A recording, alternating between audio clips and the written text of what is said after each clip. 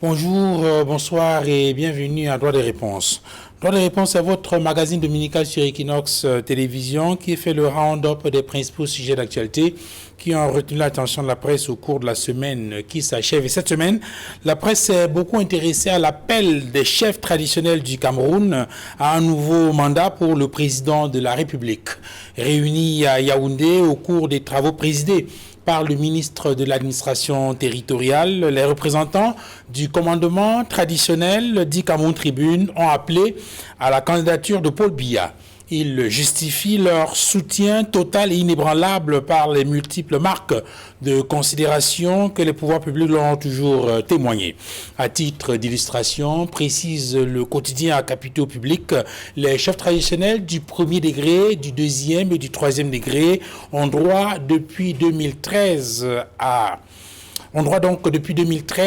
des allocations mensuelles de 200 000, 100 000 et 50 000 francs CFA en application d'un décret présidentiel signé la même année. Faut-il donc considérer ce soutien des chefs traditionnels comme un retour d'ascenseur? Dans ce cas, à quel titre ces chefs traditionnels feraient-ils donc cette déclaration de soutien? En leur nom propre ou au nom de leur sujet, des populations qu'ils sont censés représenter. Les prises de position politiques des chefs traditionnels n'ont-elles pas désacralisé la fonction chefale?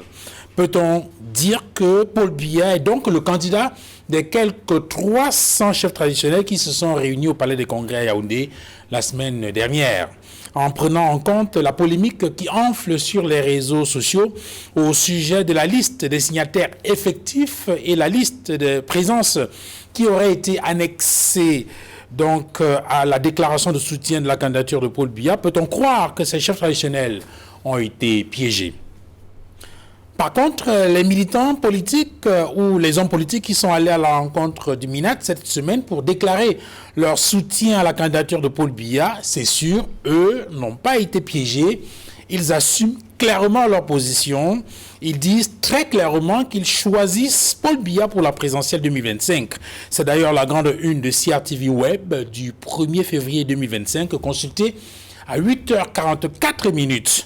Les leaders de l'UPC, du MDR, du PCRN et du PRAC ont remis des déclarations de soutien et d'appel à la candidature de Paul Biya au ministre de l'administration territoriale ce 31 janvier à Yaoundé, écrit le site web. Il s'agit, poursuit le journal en ligne, de Robert Bapolipot qui conduisait l'UPC, de Daïsala Tigana qui conduisait le MDR, de Robert Kona qui conduisait le PCRN et Jean-Jacques Bogol, le leader du PRAC. Question: pourquoi c'est le MINAT qui reçoit ces appels de soutien à la candidature de Paul Biya et non Jean Kuete qui est le patron du RDPC après Paul Biya? Le MINAT est-il le chef du Rassemblement démocratique du peuple camerounais appelé à investir le candidat Paul Biya? N'y a-t-il pas de confusion entre la fonction ministérielle où le ministre est au service de la République et l'homme politique qui peut avoir des positions partisanes? Autre chose, comment le MINAT peut-il recevoir en Mondovision des leaders politiques qui ne peuvent plus parler au nom de leur parti politique parce qu'ayant été déboutés par la justice?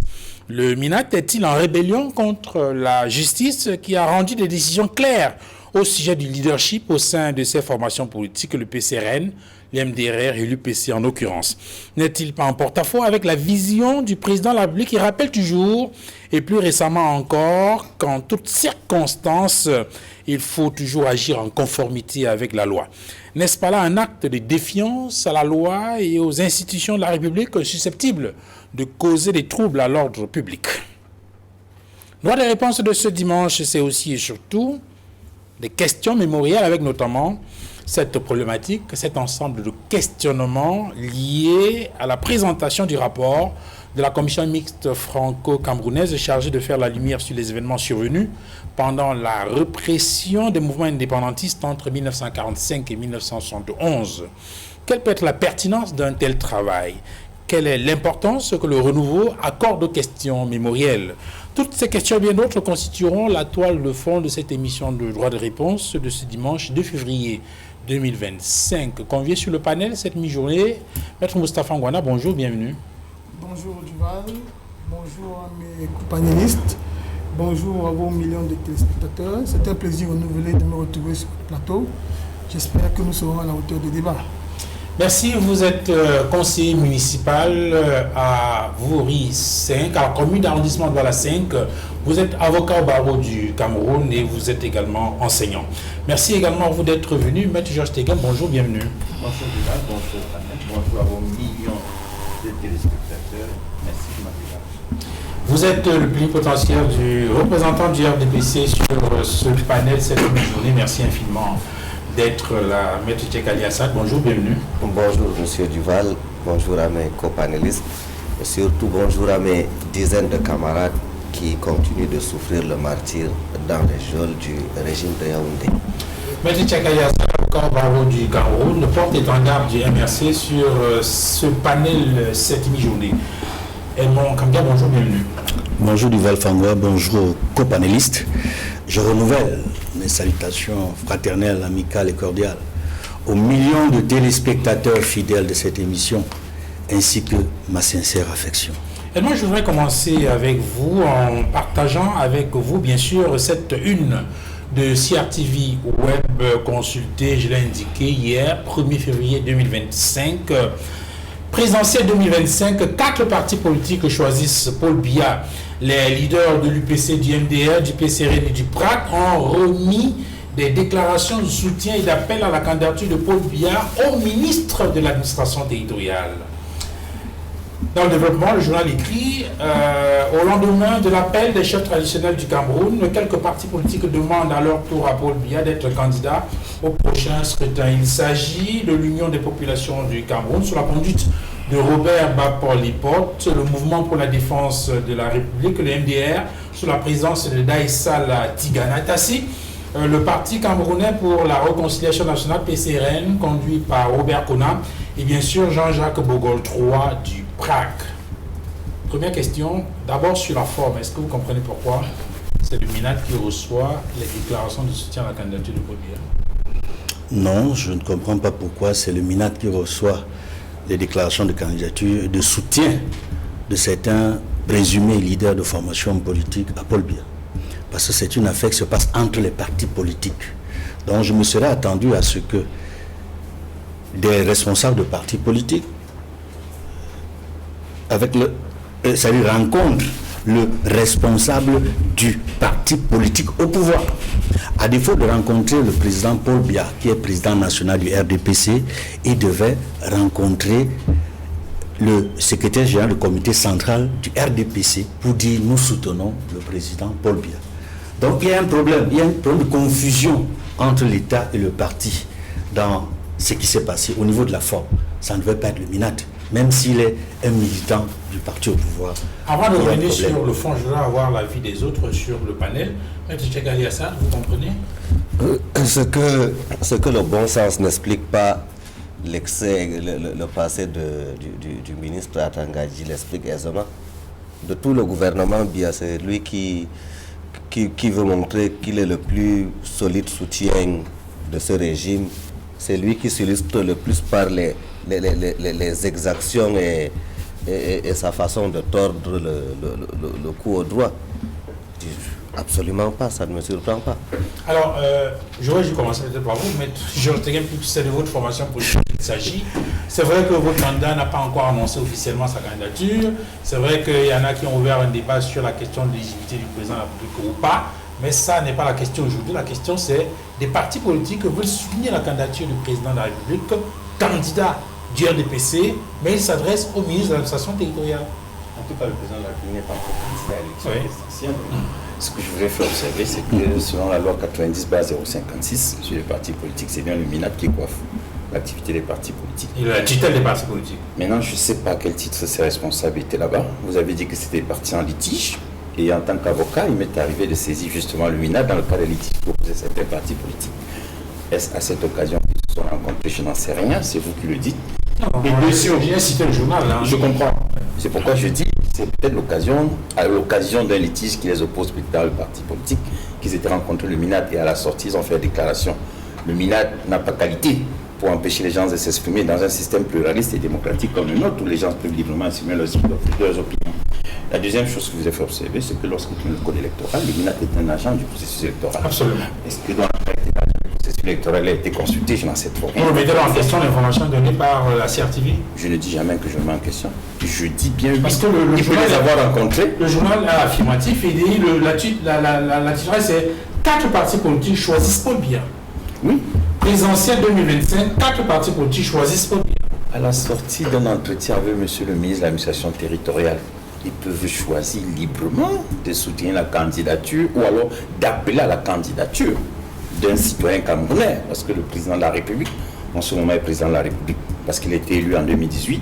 Il n'est pas encore candidat à une élection présidentielle. Et à l'occasion d'une rencontre avec le ministre de l'administration, qui est un agent du processus électoral, qui est la tutelle des partis politiques 90/056, agent du processus électoral 2012/019, à ses qualités, et puis effectivement, à la sortie. Alors, avant de revenir sur le fond, peut-être avant de la parole, mais sur cette question justement, est-ce qu'il n'y a pas quiproquo? Parce que en tant que tutelle des formations politiques, il est membre du gouvernement, donc au service de la République. Ouais. Est-ce que ça lui donne le droit, n'est-ce pas, de s'immiscer dans la gestion des plateformes ou des rencontres qu'il y aurait entre les formations politiques, ou bien de parler au nom du RDPC? Parce que là, on a le sentiment qu'il agit en lieu et place du Rassemblement démocratique du peuple camerounais. Je suis surpris lorsque vous dites qu'il a agi en lieu et place. Les responsables qui sont allés le rencontrer sont allés le rencontrer en qualité de ministre de l'administration territoriale. Oui. En tant que ministre de l'administration territoriale, j'ai dit bien 90/056, il est une forme d'arbitre dans les litiges qui opposent les membres d'un parti politique. Je pense que souvent il le fait. Et peut-être à une occasion, puisque vous avez dit que c'est généralement les partis qui sont en litige, dans lesquels il y a des litiges entre les responsables des partis politiques. Peut-être on le voit, et à l'occasion, ils ont estimé qu'ils devaient faire une déclaration. Leur déclaration s'inscrit donc dans le cadre de la démocratie, la pluralité, du pluralisme, du fait que les opinions sont libres. Et puis, lorsque je sors de cette émission, je suis libre à sortir de cette émission et faire une déclaration, et ça se retrouve dans les réseaux sociaux. Donc là encore, je ne vois pas trop pourquoi ce serait un problème. Je rappelle que c'est le site web de la CRTV. Donc c'est... Je n'ai pas dit que l'information n'est pas Enfin, il est dans les réseaux sociaux comme si... Même si c'est le site web de la CRTV, c'est pas parce que c'est le site web de la CRTV que ce n'est pas ouvert. C'est une plateforme ouverte au public. C'est pourquoi vous l'avez. Les gens ne se cachent pas pour aller faire des déclarations là-bas. Ça veut dire qu'il n'y a, à mon avis, aucun problème à partir du moment où les lois prévoient la possibilité d'un responsable d'un parti politique de rencontrer le ministre de l'administration territoriale. Maintenant, à la sortie, il fait une déclaration, c'est la démocratie, c'est la liberté d'opinion, c'est la liberté d'expression. Et à mon avis, ça ne crée aucun problème à partir du moment où ça ne viole pas le cadre légal défini dans la République exemplaire en construction. Quelle est votre lecture de cette affaire de Maître Moustapha Ngouana? Ça renvoie peut-être avant de revenir sur le fond. Est-ce que, de votre point de vue, le MINAT a qualité pour recevoir des partis politiques dans le cadre d'une sorte de plateforme qui mettra en place pour soutenir la candidature d'un... Je vais commencer par dire que je ne sais pas pourquoi est-ce que Tegen fait la langue de bois.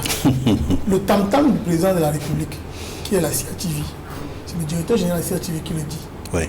fait une publication dans laquelle il déclare que les partis politiques soutiennent la candidature du président de la République.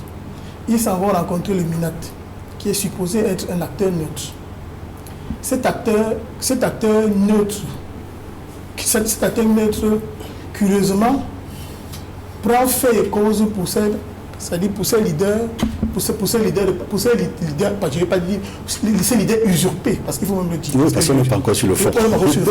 Il prend fait et cause pour ces leaders usurpés, en marge des règles de fonctionnement de la République, oui. Parce que lorsque la justice s'est prononcée quand même sur un certain type de litige, le ministre de l'administration territoriale, à peine de vouloir se rendre coupable de rébellion ou bien de refus d'exécuter une décision de justice, ne devrait pas agir tel qu'il est en train de le faire.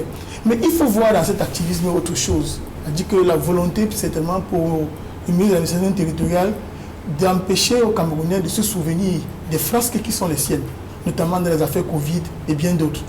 Donc, il ne peut venir à l'esprit à aucun acteur véritable qui connaît le processus électoral qu'un individu qui est censé être neutre. Parce que oui. Quand on dit que le MINAT est membre de la commission locale de vote, donc dans chaque bureau de vote, il y a un représentant du MINAT. Mais si le représentant du MINAT, qui est censé, c'est-à-dire que selon les règles républicaines, être être un personnage équilibré, c'est-à-dire qui est pour tout le monde, un personnage équanime, qui n'est pas là pour soutenir une partie plutôt que l'autre.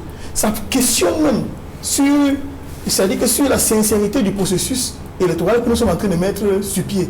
Lorsque un des acteurs supposément neutres décide de faire un activisme un peu brutal s'agissant de la candidature du président de la République, pour moi ça questionne et ça interpelle même, c'est-à-dire que sur l'aptitude du ministre à comprendre quels sont les tenants, les aboutissants de sa fonction. Parce qu'il faut pouvoir questionner cette capacité-là qu'a le ministre à pouvoir savoir même quel est le rôle qu'il est censé jouer dans le processus électoral. Parce que, et ça c'est également cette espèce de mal-donne qu'on a au Cameroun. Parce que quand vous lisez l'article 7 de la Constitution, par exemple, le président de la République ne doit pas avoir une autre fonction publique, mais le président d'un parti politique. Et même lorsque vous êtes minate, même si vous êtes l'émanation d'un parti politique, il y a une tenue que vous devez avoir en public. Et malheureusement, dans son activité quotidienne, le MINAT est complètement aux antipodes de l'attitude qu'il devrait avoir, parce qu'il a également un rôle à jouer dans le processus électoral. Donc, on questionne sa sincérité.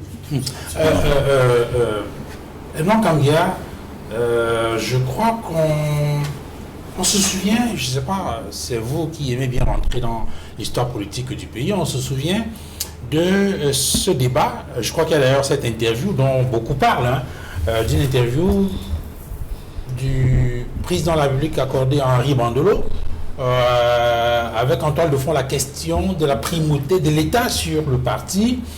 Il y a également cet incident dans le protocole pendant la visite du président Mitterrand au Cameroun au sujet de la primauté de l'État sur le parti. Et on se souvient très bien que dans la position du président Paul Biya, il n'y avait pas de débat là-dessus.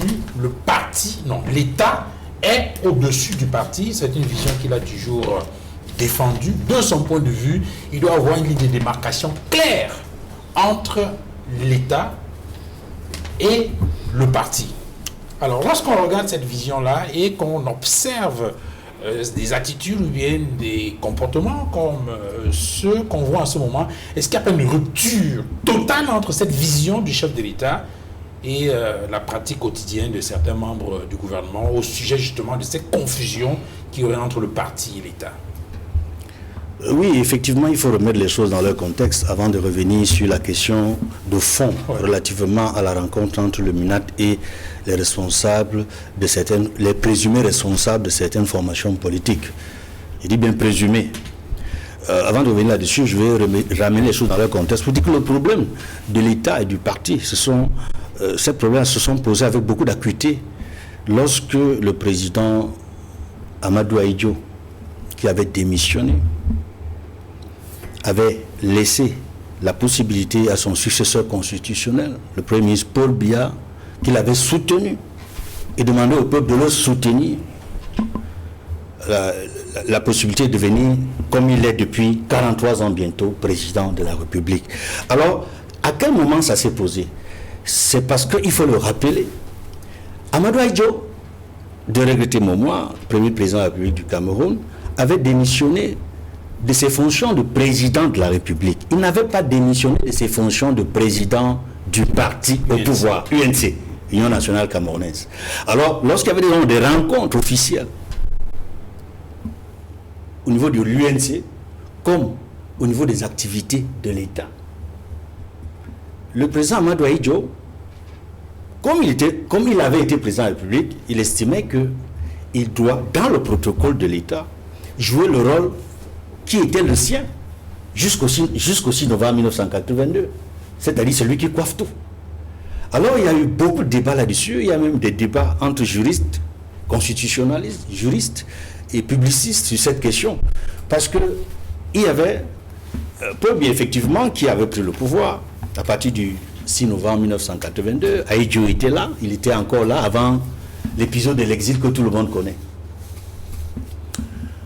Il avait cette tendance à mettre de fait le parti au-dessus de l'État. Alors, le président Paul Biya, je pense qu'il a trouvé qu'il y avait un problème. Parce qu'il est juriste de formation déjà, il a entouré des juristes dans le cadre de ses activités. Et il me semble que la réflexion a été abondante à l'époque, je m'en souviens.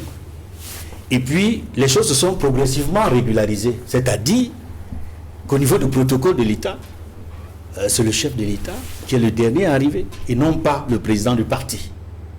C'est-à-dire, et Paul Biya a maintenu depuis cette époque que le président de la République, par ses fonctions, parce qu'il incarne la République au-dessus de l'État. L'État au-dessus du parti. C'est-à-dire la primauté de l'État sur le parti. Je pense que très vite la question s'est régularisée, mais ça s'est régularisé dans des conditions difficiles, pénibles et même tragiques. Tragiques parce qu'il a fallu par la suite qu'il y ait ce vrai faux complot du président Amadou Ahidjo contre le président Paul Biya. Il a fallu qu'il y ait, ça c'est en 83, il a fallu qu'il y ait, dans la nuit du 6 au 7 avril, cette tentative de coup d'État, dont tout n'a pas encore été dit jusqu'à ce jour, sur les faits qui se sont déroulés, sur ces morts que la République a connues. Alors, Maître Degem, je voudrais qu'on revienne maintenant sur la question de fond. Alors, le ministre de la Sagesse intérieure reçoit 4 leaders de partis politiques qui choisissent Paul Biya comme leur candidat à l'élection présidentielle. Or, il se trouve bien que ces leaders politiques sont contestés, pour ne pas dire sont déchus, puisqu'il y a effectivement des décisions de justice qui... je voudrais prendre le cas de l'UPC. Il faut se souvenir qu'en octobre 2022, la Cour suprême a rendu une décision déboutant le MINAT qui avait imposé Robert Bapol-Lipote comme patron de l'UPC en 2018, au détriment de Balaguel Côte. Je veux rappeler que la Chambre administrative de la Cour suprême annulait de fait donc cette lettre du MINAT du 17 juillet 2018 qui était adressée au gouverneur, une lettre dans laquelle justement il nommait les patrons des partis politiques. Alors, cette lettre concernait non seulement l'UPC mais aussi le CPP et le Manidem. Et on se souvient donc que l'UPC et le Manidem avaient eu gain de cause devant la plus haute juridiction, n'est-ce pas, en attaquant cet acte du MINAT. Il y a le cas du CPP, mais bon, le CPP n'est pas concerné ici. Alors, dans le cas, par exemple, d'un parti comme le MDR, on sait, par exemple, qu'il y a un congrès au lendemain du décès d'Akole Daïsala, fondateur de cette formation politique. Il y a eu un congrès qui s'est tenu le 3 décembre 2022 et qui désignait Maître Paulin Diorwe comme le patron de la transition qui devait mener à la convention devant désigner un nouveau patron à la tête de cette formation politique. Et effectivement, le 6 octobre 2024, il y a un congrès qui s'est tenu à Marois et qui a porté à la tête de cette formation politique Maître Paulin Diorwe, qui est par ailleurs un sénateur de la République, choisi en son temps par Akole Daïsala. C'est vrai que les autorités administratives avaient tenté d'interdire la convention, mais la justice avait tranché en faveur, n'est-ce pas, de Maître Diorwe, qui avait pu organiser le congrès, cette convention. Alors, comment est-ce que, aujourd'hui, n'est-ce pas, le MINAT peut recevoir Daïsala Tigana comme patron du MDR, recevoir Bapol-Lipote comme patron de l'UPC, entre autres? Comment est-ce que cela peut se comprendre? Vous êtes déjà dans des titres que le MINAT n'a pas donné à la personne qui l'a reçu. Vous savez, j'ai un problème parce que même mon confrère Ngona Yami a dit quelque chose d'extraordinaire. Il dit que le MINAT est indépendant, enfin est un membre du gouvernement à ces titres, ne doit pas. Le MINAT n'a appelé à la candidature de personne. Le MINAT est une autorité ministérielle. Vous demandez l'audience, il vous reçoit. Même vous demandez, il vous reçoit. Et à ce titre, il peut recevoir qui il veut. Un ministre de la République, c'est un département ministériel et un bureau ouvert au public. Et ouvert notamment aux représentants des partis politiques et même des personnes qui auraient des litiges dans un parti politique. Si à la sortie d'une réunion, un responsable d'un parti politique ou même un simple militant d'un parti politique ou n'importe qui décide de soutenir la candidature du président Biya, au cas où d'appeler à sa candidature, moi je ne vois pas pourquoi ça doit faire débat. J'avoue une chose, c'est que je ne comprends pas comment en même temps on accepte la position des prélats qui, de mon point de vue, étaient en démocratie, ils avaient le droit de dire ce qu'ils voulaient. Moi je ne vois pas pourquoi c'est un problème. Donc pour moi, c'est la question que je pose ici est sur la qualité des individus qui ont été reçus par le MINAT. Il reçoit tous les Camerounais qui sollicitent d'être reçus par lui. Et dans le cas présent, j'insiste encore, quand bien même il y aurait litige dans un parti politique, rien n'empêche un militant de ce parti d'écrire au MINAD pour dire qu'il soit de vous rencontrer. Rien ne l'empêche. Et même en cas de litige dans un parti politique... Oui, mais Maître Tegangoua parle de litige, on parle dans le cas de l'UPC. C'est une décision définitive rendue par la Chambre administrative de la Cour suprême, qui est la plus haute juridiction de l'État. Ce n'est pas parce qu'il y a une décision définitive qui le concerne que le MINAD n'a pas le droit de recevoir M. Bapolipop. En tant que patron de l'UPC, c'est ce que vous dites. Je ne vois nulle part où il a dit. Non, c'est pas moi qui dis, je parle de ce que le journal a fait. Non, le journal n'a jamais dit le patron de l'UPC. Le journal a dit qu'il a reçu M. Bapolipop. Oui. Il a reçu M. Gogol. Oui, qui conduisait l'UPC. C'est ce que le journal dit. Excusez-moi, si dans l'UPC, il y a des personnes qui sont avec Bapolipop et le ministre les reçoit, c'est pas un problème. Ça ne veut pas dire qu'il est le président ou le patron de l'UPC. Le ministre reçoit qui sollicite. Et je vous dis encore une fois, moi je suis avocat. En tant qu'avocat, quelqu'un vient me voir, il me dit que dans mon parti, il y a eu des problèmes. Moi, je sais qu'il y a le recours hiérarchique, j'ai saisi le MINAD. Quand j'ai saisi le MINAD, je peux dire à celui qui vient me voir que, bon, écoute, il s'agit de toi, il a demandé à vous rencontrer, va là-bas à la réunion. Si à la sortie de la réunion, celui qui a participé à la réunion décide d'appeler la candidature du président Biya, ce n'est pas le MINAD. C'est la confusion là. C'est ce que Ben Gona a essayé de faire là. Dire que le MINAD est un ministre de la République qui n'a pas à se mêler. Le MINAD n'a aucune candidature là. Le MINAD n'a même pas fait pression pour qu'on appelle la candidature. Des gens sont sortis de la réunion du MINAD et on dit que nous appelons la candidature du président Biya. Il y a M. Gogol, Duprat, il y a Robert Bapolipop et la dame Sarah Tigana et l'autre, et comment il s'appelle? Robert Kona. C'est leur droit. Ils sont comme les prélats à dire nous ne souhaitons pas la candidature. Est-ce qu'ils ont qualité de parler au nom de ces formations politiques? Ils n'ont pas parlé au nom des partis politiques. Ils ont dit montrez-moi c'est Dieu au nom des partis politiques. Vous en rajoutez. Sauf si vous avez là, ils ont écrit qu'ils sont représentants du parti politique. Chacun a dit nous appelons. Et c'est chacun qui l'a dit. Et si à la sortie, il le dit même, et admettons même que vous avez raison dans votre hypothèse. Non, je n'ai pas l'hypothèse, je prends l'article du journal. Même dans l'article du journal. Voici ce que l'article du journal dit. Au lendemain de l'appel des chefs traditionnels du Cameroun, quelques partis politiques demandent à leur tour à Paul Biya, demandent à leur tour à Paul Biya d'être candidat au prochain scrutin. Il s'agit de, je reprends ça in extenso. Très bien. Il s'agit de l'Union des populations du Cameroun, UPC, sous la conduite de Robert Bapolipop, le Mouvement pour la défense de la République, NDR, sous la présence de Daïsala Tigana, Tassi, le Parti camerounais pour la réconciliation nationale, PCN, conduit par Robert Kona. Moi, je comprends. Et alors, où est le problème? Le problème, jusqu'à présent, je ne sais pas pourquoi vous c'est un problème. Hein. Le MINAD n'a pas à se mêler du fonctionnement des partis politiques. Vous le dites vous-même. Le MINAD n'a pas apprécié qui représente un parti politique. Le MINAD est ministre de l'administration territoriale. En qualité de MINAD, il reçoit des messieurs, comme ces respectables messieurs qui sont venus le rencontrer. À la sortie, les messieurs décident d'appeler la candidature. Le MINAD n'est plus là quand à la sortie, ils le disent. Hein. Ils l'ont rencontré, je ne sais pas quel était le sujet de leur entretien, mais à la sortie, ils font des déclarations. Le MINAD n'a pas participé à leur déclaration. Le MINAD ne s'est pas exprimé à leur place en qualité de porte-parole. Non, c'est chacun qui à la sortie dit moi j'appelle à la candidature et dit je suis représentant de l'UPC. Si l'UPC estime que ce n'est pas notre représentant, l'UPC fera ce qu'il a à faire. Si le PRAC estime que ce n'est pas le représentant, le PRAC fera ce qu'il aura à faire. Si le MDR, dont le sénateur Djaoui, que je salue d'ailleurs en passant, parce que je connais très bien, que le sénateur... Avocat du Cameroun d'ailleurs. Bien sûr. Et sénateur. Que le sénateur nommé par M. le Président de la République, oui. Il faut le dire. Dans le MDR. Par M. le Président de la République. Donc, dire que il soutient la candidature du président Biya, je ne vois pas encore le MINAD de loin mêlé à cela. Vraiment laisser le MINAD en dehors de tout ça. Le MINAD s'est comporté comme... J'ai même souvent fait le plateau ici, mais Edmond Kam a dit pourquoi on ne reçoit pas les leaders politiques, pourquoi le président ne reçoit pas. On reçoit, ils font des déclarations, ça devient la responsabilité de ceux qui les a reçus. Il n'est en rien responsable des déclarations des responsables politiques.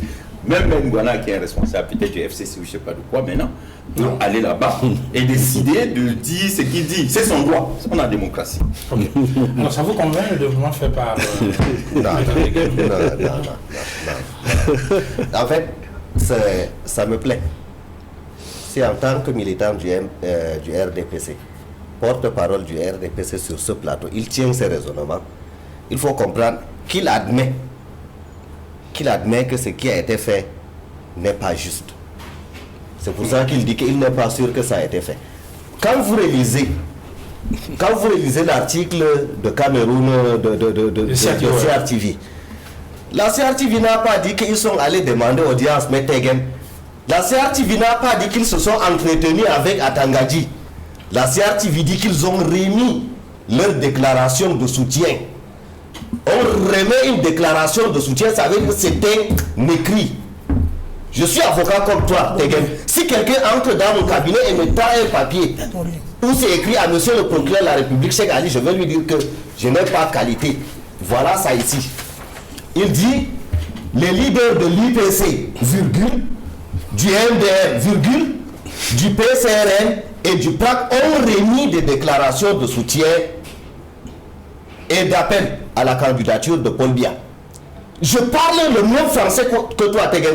Monsieur Duval, si il dit je soutiens bien, tu vas dire j'ai fait des déclarations. Mais lorsqu'on dit que j'étais remis une déclaration, ça ne peut être qu'écrit. On ne remet pas de paroles. Il ne peut y avoir aucun malentendu. Ils sont allés, ils ont remis des déclarations de soutien écrites. Tout comme certains chefs traditionnels du Maï Dala, ils sont allés faire des déclarations devant le ministre, je ne sais pas, de l'éducation physique ou Footsing. Dans cette tragicomédie-là, nous devons avoir de la hauteur, Metegem. Nous devons avoir de la hauteur. Quand vous dites, dans le fond, vous avez cité seulement le cas du PSRN ou du MDR. Atangadji a fait encore plus grave parce qu'il est allé à l'encontre d'une décision du Conseil constitutionnel concernant le MDR. Puisque le Conseil constitutionnel avait clairement établi qui est le leader du MDR. Tout à fait. Non, à la vérité, votre question était de savoir si c'est juste ou pas, dans le fond. Votre consultant fait bien de nous rappeler le divorce qu'il y a eu entre Aïdjo et Ibou. Ce problème n'a jamais été résolu. La question de la primauté entre l'État et le parti n'a jamais été résolue. Nous envoyons un exemple chaque fois qu'il y a une manifestation publique. Quand on donne l'ordre d'arrivée des personnalités à la tribune officielle, on dit les membres du comité central du RDPC. C'est leur habitude, M. Duval. Ça ne méritait même pas les honneurs d'un plateau. Disons qu'il fallait qu'on se demande pourquoi ils le font, pourquoi cette agitation, pourquoi ils ramènent leur comparse. Je dis bien comparse, pour les gens qu'il a reçus là. Kona n'est plus président du PSRN. Tigana, le Conseil constitutionnel, et j'avais eu le plaisir d'assister à cette audience lorsque même Gouana leur rappelait qu'un parti politique n'est pas dynastique. Le cas de l'UPC, c'est la plus haute juridiction de l'ordre judiciaire, tous ont tranché. Tout à fait. Et aujourd'hui, Atangadji s'assoit, il reçoit des déclarations écrites de ces gens. Parlons en français, mais on te dit que c'est pas normal. Ce n'est pas le rôle d'Atangadji de recevoir les déclarations, que ça soit de soutien ou d'amitié ou d'amour. Oui. C'était à Kuete qu'ils auraient dû aller donner. Ou bien à un président de section, dans les normes des choses. Maintenant que ça a été fait à la mauvaise personne. Maintenant, est-ce que dans le fond, est-ce que je me sentirais à l'aise, comme tu aimes bien le rappeler, est-ce que je me sentirais à l'aise de savoir que celui qui est un acteur censé être impartial du processus électoral se charge de collecter ou bien de prospecter des soutiens pour la candidature de quelqu'un qui sera mon adversaire en octobre 2025. Ça aurait dû m'inquiéter. Seulement conscient et me basant sur la puissance de mon parti politique, je dis que c'est Simagré-là. Ça ne fait même pas battre notre cœur un tout petit peu, puisque ça ne servira à rien. Bon, je vais juste préciser qu'il faut bien parler du MINAT, donc ministre, institution, pour qu'on n'ait pas le sentiment qu'on... Oui, nous parlons du ministre de l'administration territoriale à Atangadji. Ok. Alors, Maître Ngouana, quelle est votre analyse d'abord sur... Il y a des décisions qui sont rendues par des juridictions, mais de toute évidence, cela n'est pas pris en compte par le MINAT qui reçoit ceux qui sont présentés comme les leaders de ces partis politiques? Moi, je pense que le MINAT est, comme à l'accoutumée, dans un processus d'accumulation de bourdes. Parce que il vous souvient que le même MINAT a convoqué le directeur général de l'ECAM. Alors que je crois qu'il est personnalité ressource du RDPC dans la maison. C'est bien connu. On s'est dit que, et curieusement, le DG de l'ECAM s'est rendu à cette convocation qui a été faite. Je poursuis. J'ai le malheur ou l'avantage, j'ai le malheur ou le bonheur d'être très souvent partie prenante dans le contentieux des élections et d'en avoir une certaine expertise. J'ai représenté le MDR, mon confrère M. Djawé Paulin, avec qui j'ai des rapports amicaux, m'a sollicité lorsque, je crois, 2 enfants d'Aïssala, une de ses filles, et je crois ce même d'Aïssala Tigana. Oui. Ils ont engagé une procédure devant le Conseil constitutionnel. J'ai été requis à le faire, j'ai été sollicité à le faire de représenter, de défendre ses intérêts. Effectivement, mon confrère était là. Je leur ai rappelé, les partis politiques ne font pas partie du patrimoine transmissible aux descendants. Ce n'est pas une affaire dynastique ou héréditaire. Donc, et ce qui était curieux, c'est que les enfants d'Aïssala n'avaient même pas les statuts actualisés de leur formation politique. D'ailleurs, ils se sont levés comme ça un matin, comme un cheveu dans la soupe, pour venir prétendre, comme le père est mort, il doit prendre sa suite. Il doit prendre sa suite. Il n'avait pas les statuts, maître. C'est-à-dire qu'il n'avait pas les statuts actualisés. C'est-à-dire que même les fonctions au sein du MDR avaient évolué dans l'intervalle. Ils avaient les statuts, ils avaient des anciens statuts.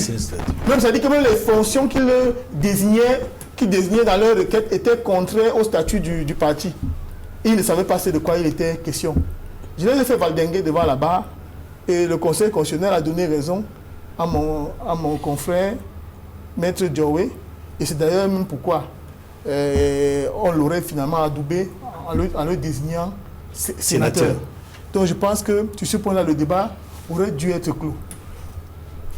Le ministre de l'administration territoriale, toujours lui, a voulu faire le coup au CPP et à l'UPC. Ces 2 formations politiques l'ont traîné par devant la justice.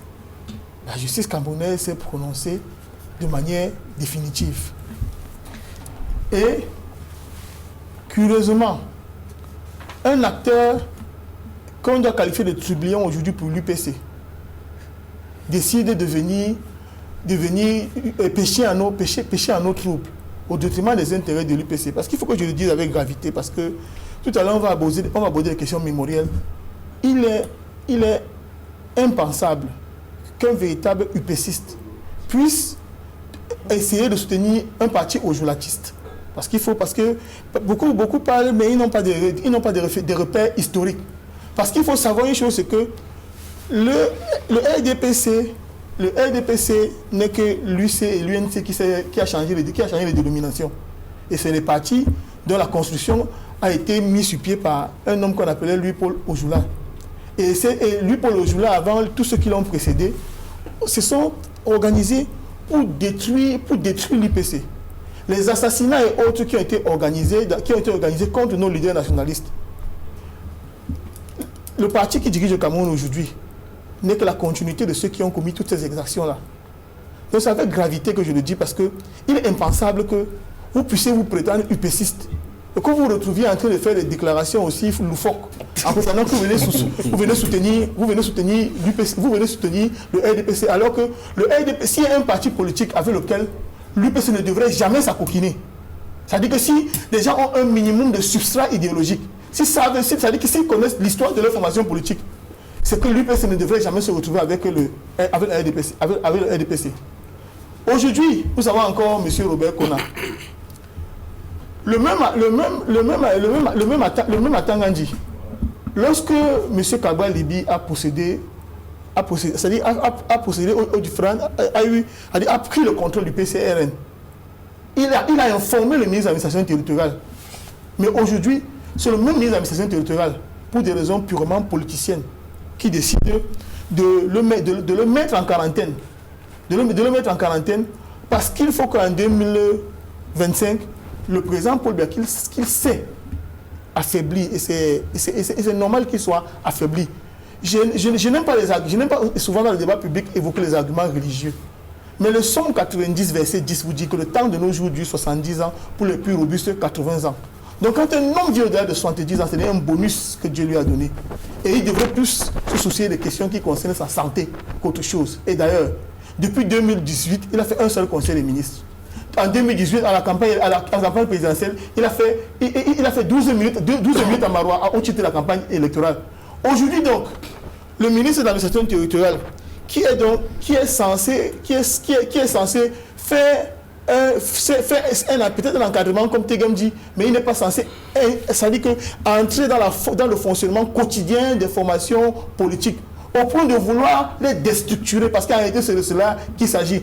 Et ils le font particulièrement à l'égard de l'UPC, parce qu'à chaque fois, on s'organise pour que des personnes qui n'ont pas qualité désignent des candidats au détriment des intérêts de ceux qui sont en réalité les véritables responsables de l'UPC. Et on ne peut pas continuer en République à laisser les choses passer. Parce qu'en réalité, c'est des actes de rébellion, c'est des infractions qu'il est en train de commettre. Et il faudrait que les responsables politiques suivent l'exemple que les partis comme le MRC, le FCC sont en train de démontrer sur la place publique. Lorsque nos responsables administratifs posent des actes qui sont contre la légalité, il faut les traîner devant la justice. Même si par exemple la justice ne fait pas le travail qui est le sien. C'est-à-dire que pour l'histoire, il faut que chacun fasse sa part. Okay. On devrait plus laisser que ces choses se déroulent dans le sens que le Tegem raconte. Alors, toujours en rapport avec la présidentielle, Maître Georges Tegem, le MINAT, a reçu aussi des déclarations des chefs traditionnels qui se sont réunis à Yaoundé dans le cadre du Conseil national des chefs traditionnels. Ces chefs traditionnels, donc, à la fin de leur rencontre, ont remis au MINAT une déclaration de soutien à la candidature du président Paul Biya, et le MINAT a reçu et a rassuré ces chefs traditionnels que le jour même où il recevait cela, il les transmettrait au président de la République. De ce point de vue, tout au moins, il n'y a pas de problème, puisqu'il s'agit des chefs traditionnels. Sauf que le débat qui naît dans l'espace public, c'est est-ce que cet engagement politique des chefs traditionnels ne désacralise pas la fonction chefale? Vous savez, je suis un peu estomaqué quand mon confrère Ngwana vient ici, il a dit quelque chose, il parle de ses adversaires, il dit ses adversaires ont compliqué, il dit qu'il soit sur ce plateau pour nous. Mais je sais une chose, c'est que jusqu'à présent, je vous assure, j'ai écouté mes deux confrères. Je ne comprends toujours pas quel est leur problème. Ce que je crois comprendre, c'est que j'ai l'impression qu'eux, ce sont des tyrans de la pire espèce. Qu'ils m'excusent d'avoir un vocabulaire aussi rugueux. Parce que je ne vois pas pourquoi ça les gêne que des hommes fassent leur choix. Monsieur Bapol Ipote est un citoyen camerounais qui a le droit de faire un choix. Mais pas de parler au nom de l'UPC. Il ne peut pas, celui qui parle au nom d'une formation politique est bien connu.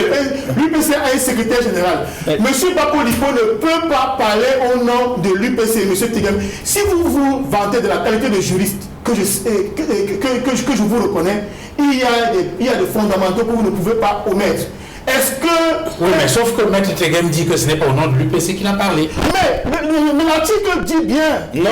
L'article parle bien de l'UPC, c'est le responsable des formations politiques. Il est de l'UPC. Oui, mais il n'est pas l'enfant autorisé à parler pour le compte de l'UPC. Non, excusez-moi. Donc, quand vous... Ok. Kona a été exclu du PSRN. Excusez-moi. Le père Kona a été exclu du PSRN. Depuis quand? Depuis quand? C'est vous qui avez la présidence. Voilà, Vous avez une décision. Je suis Un avocat. monsieur. Oui, non, il y a encore... Non, c'est au sein du parti. C'est une décision au sein du parti. Décision du parti. Est-ce qu'il n'a pas attaqué cette décision? Monsieur Tegem. Est-ce qu'elle est définitive? Monsieur Tegem. le fait d'attaquer le droit. Monsieur Tegem. Je ne suis ni du PSRN, ni un sympathisant du PSRN. D'ailleurs, tous ces derniers temps, nous sommes la cible principale du PSRN. Mais l'honnêteté intellectuelle me dit, et d'ailleurs avant moi le professeur Kamto, nous nous indignons toujours lorsque le ministre de l'administration territoriale, et c'est toujours le même Atangadji, Marafa ne faisait pas ça. Marafa ne s'immixait pas dans la gestion interne des partis politiques. Nous nous indignons toujours lorsque le ministre de l'administration territoriale s'immixe dans la gestion quotidienne des partis politiques. Et comme même Guana le dit si bien, chez nous, il a... Qui essaie ici de tenter d'avoir...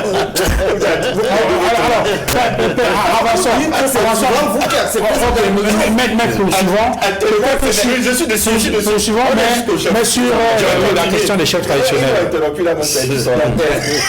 C'était qu'il a tellement, il a perdu sur la terre. Confrère, vous êtes ministre de l'administration territoriale, vous êtes assis dans votre bureau. Oui. Quelqu'un vous dit, je remets la signature, vous le recevez. Parce que le ministre de la République, la porte est ouverte. Je dis, je n'ai pas qualité pour recevoir ça. Monsieur, quand quelqu'un vient, vous êtes ministre. Ce n'est pas le porte-voix du RDPC. Il n'est pas le porte-voix du RDPC. Monsieur Tegen, vraiment, c'est vous qui parlez de République exemplaire en construction. Vous n'êtes pas monsieur Tegen. Est-ce que vous il y a un responsable de la communication du RDPC, c'est Famène Dongo. Il y a un secrétaire, il y a Jean Crit également qui est le secrétaire général de votre formation politique. Oui. Cette personnalité existe. S'il y a un document à leur remettre qui concerne le parti politique, ce sont ces personnes-là qui sont censées recevoir du document. Vous ne pouvez pas confondre la fonction ministérielle à celle de responsable d'un parti politique. Très bien. Il faut que vous puissiez le savoir. Non, bon, je crois qu'on est sorti de cette affaire. D'ailleurs, on se souvient que dans l'affaire de la plateforme RDPC UNDP, c'était bien le secrétaire général de tout à fait, c'est notre parti politique. Voilà. Alors, avançons sur la question des chefs traditionnels. Duval, on peut venir à la télévision dire des choses aussi graves et moi je laisse passer. C'est un problème. Ce qui est dit de grave, c'est quoi? C'est que dit qu'un ministre de la République et conduit de son bureau un citoyen. C'est un problème en démocratie. Au contraire, le secrétaire général de la démagogie en plein jour. La démagogie, au contraire. Au contraire, le secrétaire général de Santo, vous pouvez venir à son bureau, ne vous reçoit pas. C'est le RDPC, c'est la vie politique du RDPC. Il fait ce qu'il en fait, ce qu'il veut.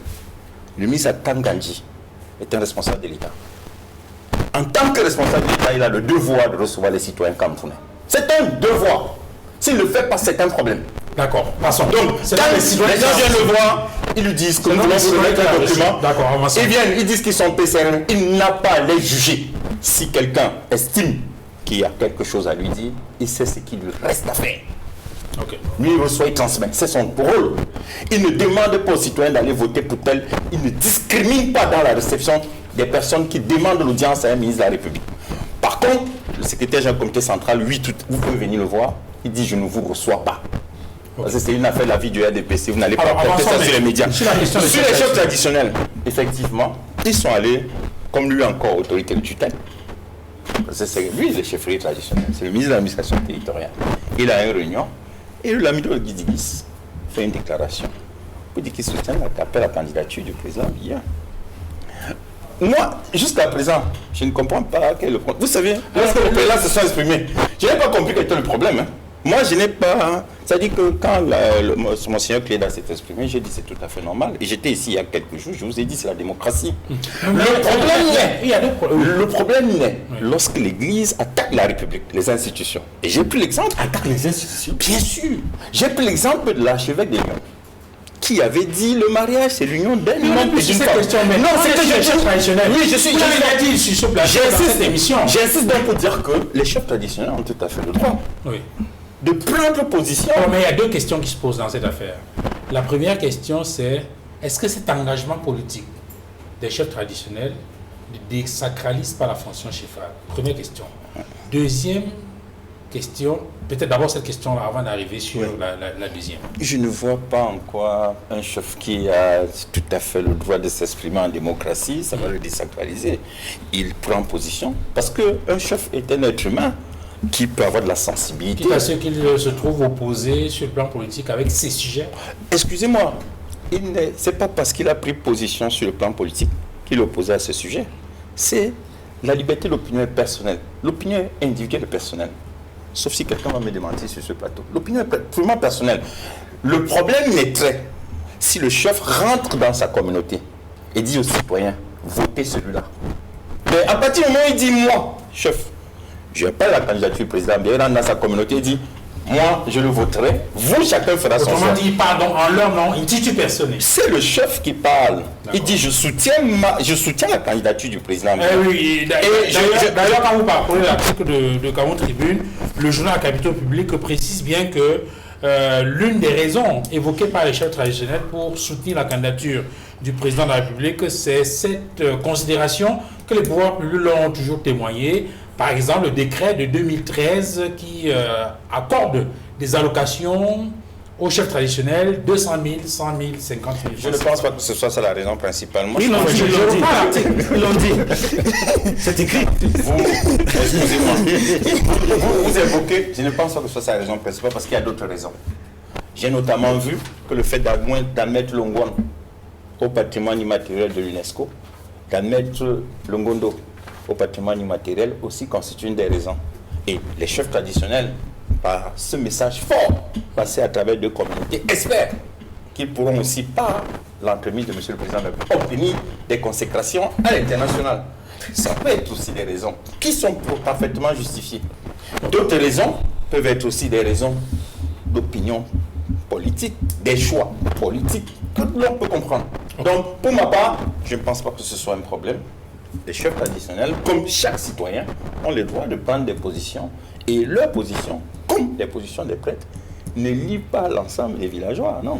C'est un appel qui montre que le Cameroun profond, les chefs traditionnels, c'est-à-dire les communautés villageoises, à travers leurs patrons, ont fait un choix qui est celui de soutenir la candidature, l'appel à la candidature de M. le Président de la République. Alors, Edmond Kambia, au-delà de cette question sur l'engagement politique, la problématique de l'engagement politique des chefs traditionnels, il y a une autre affaire qui a surgi dans les réseaux sociaux au sujet d'un éventuel trafic des signatures des chefs traditionnels appelant à la candidature du président de la République. Certains estiment qu'il y a même une sorte d'escroquerie des signatures faisant allusion à deux listes différentes.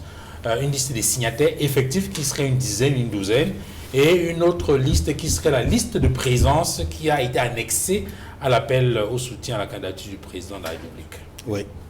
Je commencerai par répondre à la question que vous avez posée à Maître Tegen et à laquelle il a refusé de répondre. Il a donné une réponse, mais qui n'est pas la réponse à la question que vous avez posée.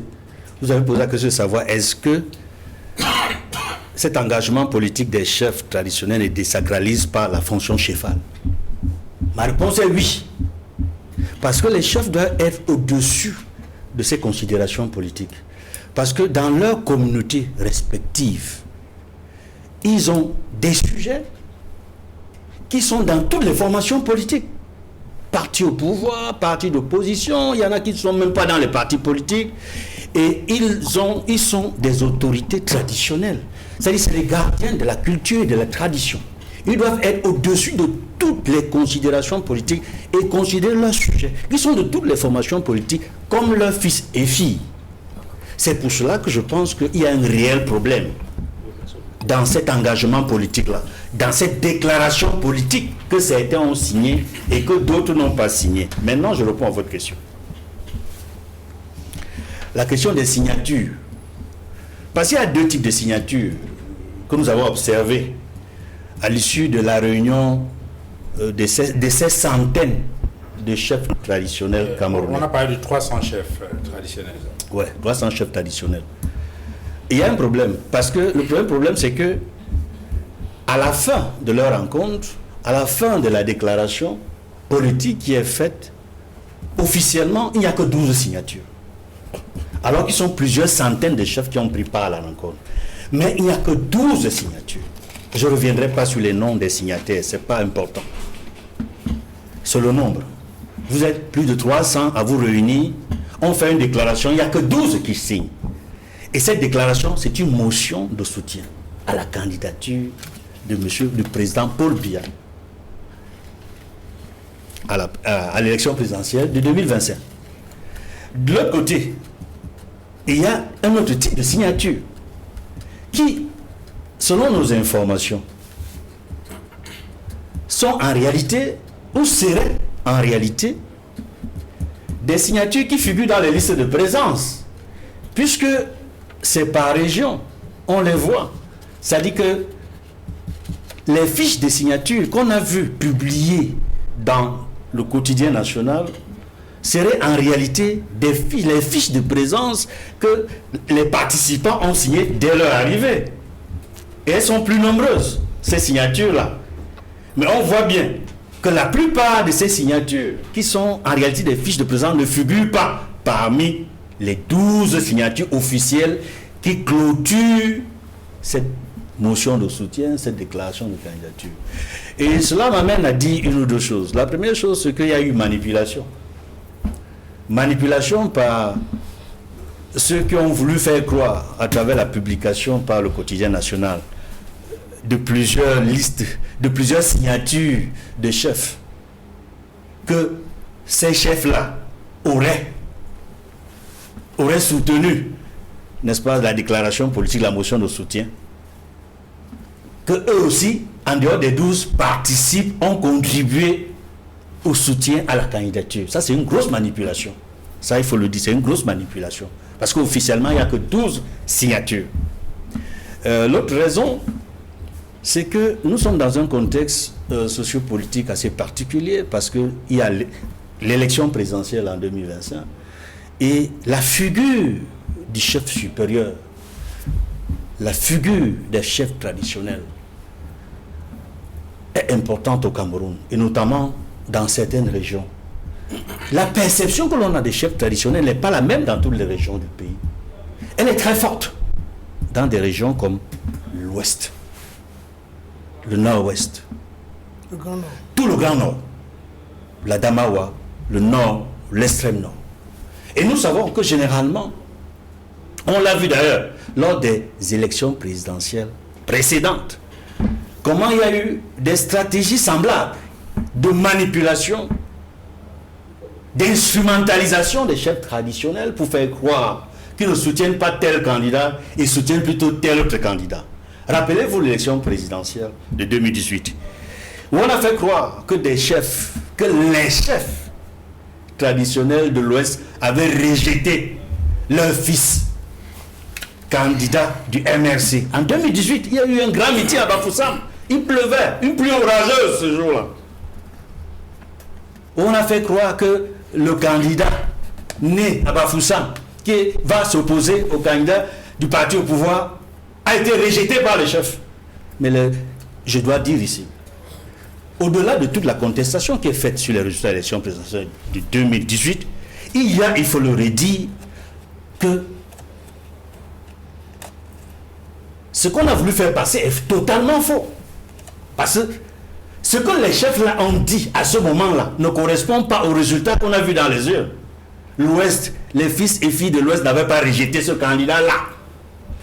Je poursuis ma démonstration pour dire que cette façon d'infantiliser les chefs supérieurs, les chefs traditionnels, cette façon de banaliser la fonction chefale et cette façon finalement d'instrumentaliser nos rois qui font la fierté de nos cultures, de nos traditions, n'est pas bonne dans une république qui se veut exemplaire. Et là, je m'adresse à Maître Teguem. Le chant de la république exemplaire en construction. Il ne faut pas que le parti au pouvoir, que des élites, membres du gouvernement, transforment nos chefs en des sortes de... Je voulais dire comédiens. Ce ne sont pas des enfants. Ce sont les gardiens de la tradition. Et je suis heureux. Et ça, je termine par là.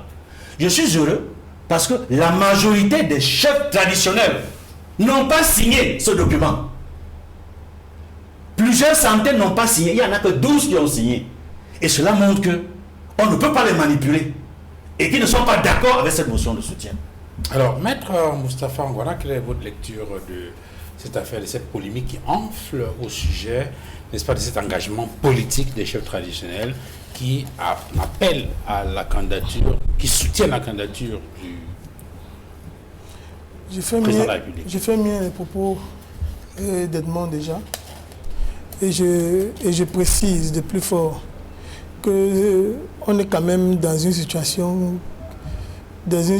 où l'État du Cameroun est à la ramasse. Notre pays est en difficulté sur tous les plans. il me souvient que lors de son adresse à la République le 31 décembre, le président de la République en était encore à résoudre les problèmes d'adduction d'eau à Douala et Yaoundé. Je ne parle pas de l'arrière-pays où les gens boivent de l'eau dans les marigots et je ne sais pas trop. Les chefs sont au contact des réalités que vivent nos populations au quotidien. Les chefs touchent du doigt la misère. Il faut bien le dire, il y a très souvent, parfois une misère particulière dans l'arrière-pays. Et les chefs sont au contact de la dite misère. Il n'y a pas d'hôpitaux dans les villages. Il n'y a pas de route. Il n'y a pas d'eau. Il n'y a pas d'électricité. Il n'y a absolument rien dont on peut se vanter, qu'on peut mettre au crédit du gouvernement RDPC. Et lorsque on fait ce triste constat-là, qu'un chef qui est censé être au-dessus de la mêlée en vienne à prendre position pour soutenir ce gouvernement qui faussoie les avenirs des populations, c'est-à-dire l'avenir des enfants de leur terroir. Ça questionne sur la capacité de ces derniers à mesurer le poids de leurs charges. Parce que j'avoue que lorsque vous avez un chef traditionnel qui est de votre contrée, qui fait un activisme politique dans une formation qui plus est n'apporte pas le minimum aux populations, vous comprenez qu'il se met directement dans une position d'adversité avec les citoyens qu'il est censé contrôler et qui appartiennent à d'autres formations politiques. Dans l'acception qui est la mienne et pas que la mienne, le chef est censé être au-dessus de la mêlée. Le chef n'est pas censé être partisan. Parce que il y a la particularité, c'est que les populations entretiennent leur chef. Mais lorsque le chef maintenant prend les intérêts contre eux, à quel moment encore le chef recouvre-t-il la dignité qui est censée être la sienne? J'avoue que j'aurais beaucoup de mal à conférer, à me rapprocher d'un chef de village qui manifeste un activisme particulier au profit du parti au pouvoir, ou bien qui manifeste même de l'activisme politique tout court. Dans notre société est une société qui a ses particularités. Et le chef ne doit pas être partisan. Le chef doit être cette espèce de couverture pour tous ses enfants. Il doit être celui vers qui tout le monde peut se retourner. Mais lorsque le chef décide de choisir un camp, il se met au même niveau que le citoyen lambda. Il me souvient qu'il y a un chef, il y a un très grand chef qui avait même été sous-préfet et qui est devenu chef d'un très grand village de la région de l'Ouest. Qu'un de mes camarades qu'un ancien camarade du SDF avait bousculé en public. Parce que les deux étaient opposés sur le terrain de la propagande politique. Je ne veux pas le nommer, mais ceux qui ont un peu d'histoire savent très bien. Je dis un chef très puissant de la région de l'Est qui fait partie autrefois de la grande MIFI. Oui. Donc vous comprenez donc quand le chef donc cesse d'être cette espèce de modèle, cette espèce de parangon que doivent suivre les populations, un parangon qui doit défendre leurs intérêts, il se met donc au même niveau que les citoyens lambda. Et à ce moment-là, ça dit qu'il n'y a plus d'égard pour sa personne. Et je voudrais, s'il vous plaît, si vous me permettez de faire une digression toujours sur le sujet, pour dire que je dois dire mon rôle au cœur particulièrement, parce que parmi les 12 chefs qu'on dit avoir signé, il y a le chef Baham. Je veux dire que les gens doivent aussi quand même avoir des repères historiques. Je pense que le peuple Baham est celui qui est parmi les peuples de Grassfield, un des peuples qui a vu un de ses chefs tué pendant exécuté sur la place publique. C'est un oncle du chef Baham. On l'appelait Kam Ganyim. Il était député ici, il était député de ce pays à 20 ans. Le plus jeune ministre. Kamdem Nehim. Le plus jeune ministre de la République du Cameroun jusqu'à ce jour. C'était quand même son oncle. C'est l'histoire de sa famille. Oui. Et aujourd'hui, vous voyez, je ne suis pas militant du MRC, mais vous imaginez un peu que je suis citoyen, je suis le professeur Kamto. Et le chef de mon village, je ne demande pas qu'il me soutienne, se retrouve en train de faire cette espèce de transe jubilatoire au profit au profit du RDPC, je dis que c'est un problème. Et aujourd'hui, la plupart de ces chefs-là sont ostracisés par leur communauté. C'est-à-dire qu'aujourd'hui, lorsque je reviens de Baham, j'étais aux obsèques. Je reviens de là de Baham. Hier, j'étais aux obsèques du père d'une de mes amies. Mais lorsque j'entendais la communauté Baham parler de son chef, ce n'est plus avec le même respect c'est plus le même respect qu'autrefois. Et donc, ça questionne donc sur... C'est-à-dire que je crois qu'il faut interpeller nos chefs traditionnels. Nous ne leur demandons pas de ne pas avoir d'opinion, mais je pense qu'ils doivent maintenir leur camp à soi, ils doivent avoir de la réserve, ils doivent avoir de la mesure.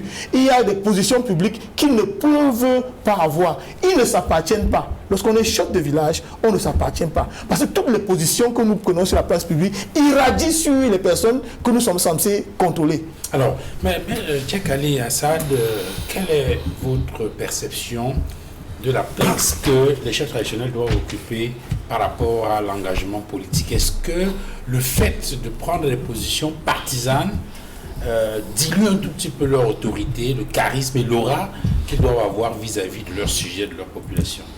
Oui, oui. Merci pour la question, M. Duval. Je trouve qu'elle est importante. Au-delà de la perception que j'ai, moi, en tant que Cheikh Ali, en tant qu'individu, vous devez savoir qu'au MRC, nous y attachons tellement d'importance qu'il y a tout un secrétaire national chargé des questions traditionnelles. Et j'ai cet honneur d'être le secrétaire national chargé des questions traditionnelles.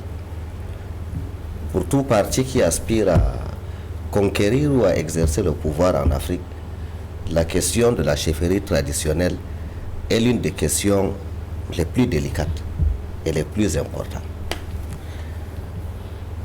C'est pourquoi quand j'ai vu, je le dis de façon claire, quand j'ai vu ce qui s'est passé à Yaoundé, j'en ai été écœuré. Pas seulement de par mes fonctions politiques.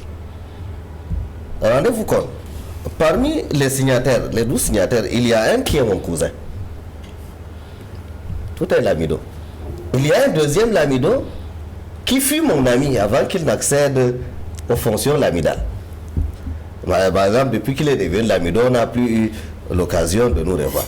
Il y a un troisième et le troisième n'est même pas du Grand Nord.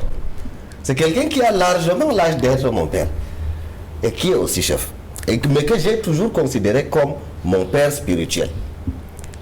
Il est difficile pour moi, par exemple, de payer les hôtels dans la région du Sud parce que je suis considéré comme étant son fils spirituel.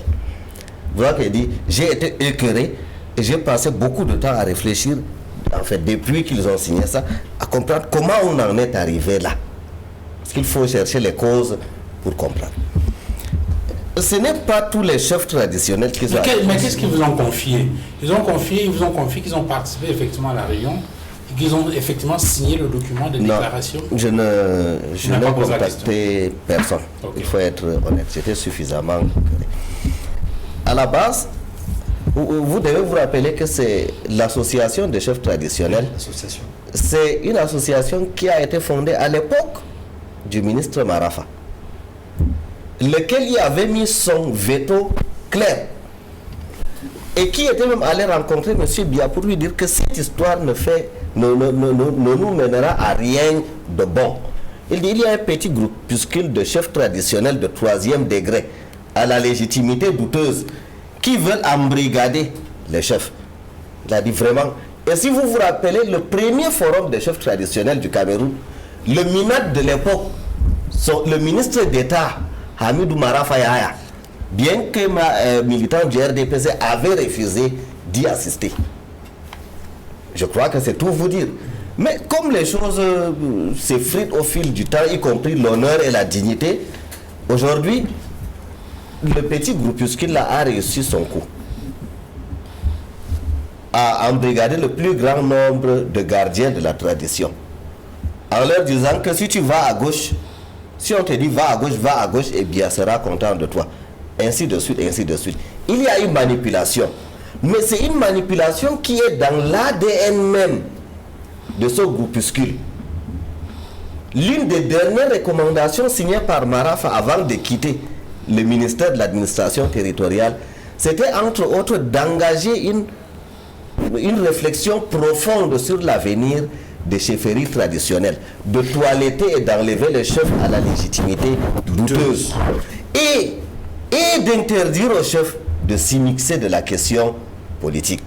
Mais Tegem, à qui vous allez donner sans doute la parole, après vous dira que le chef, il a déjà dit, que le chef en tant que a le droit citoyen. Non, monsieur, non. Certaines fonctions sont incompatibles avec une appartenance avec une partisane. À titre d'exemple, lorsque l'UNDP n'avait pas rejoint la coalition, la plateforme gouvernementale, on a destitué tout un lawan du Diamaré. Le lawan du plus grand lawana, si vous permettez la tautologie.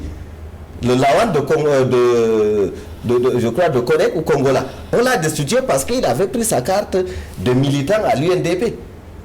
Alors que ce sont ces aïeux qui ont toujours régné à la tête de cette chefferie de 2e degré. Donc, mais comme je l'ai dit, le malheur de notre nation est que chaque année qui passe nous voit perdre un peu plus en dignité et en honneur.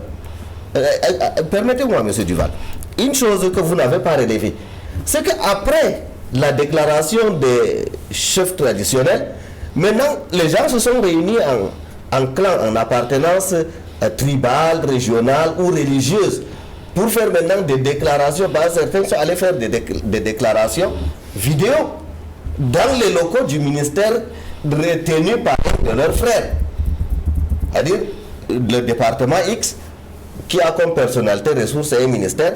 Alors la délégation donc des chefs traditionnels du dit département, profitant du passage à Yaoundé pour gratter quelques prébendes, et aller là-bas avec tout le faste qu'ils ont l'habitude de faire pour faire cette déclaration et leur dire d'aller dire à Bia qu'ils vont le soutenir.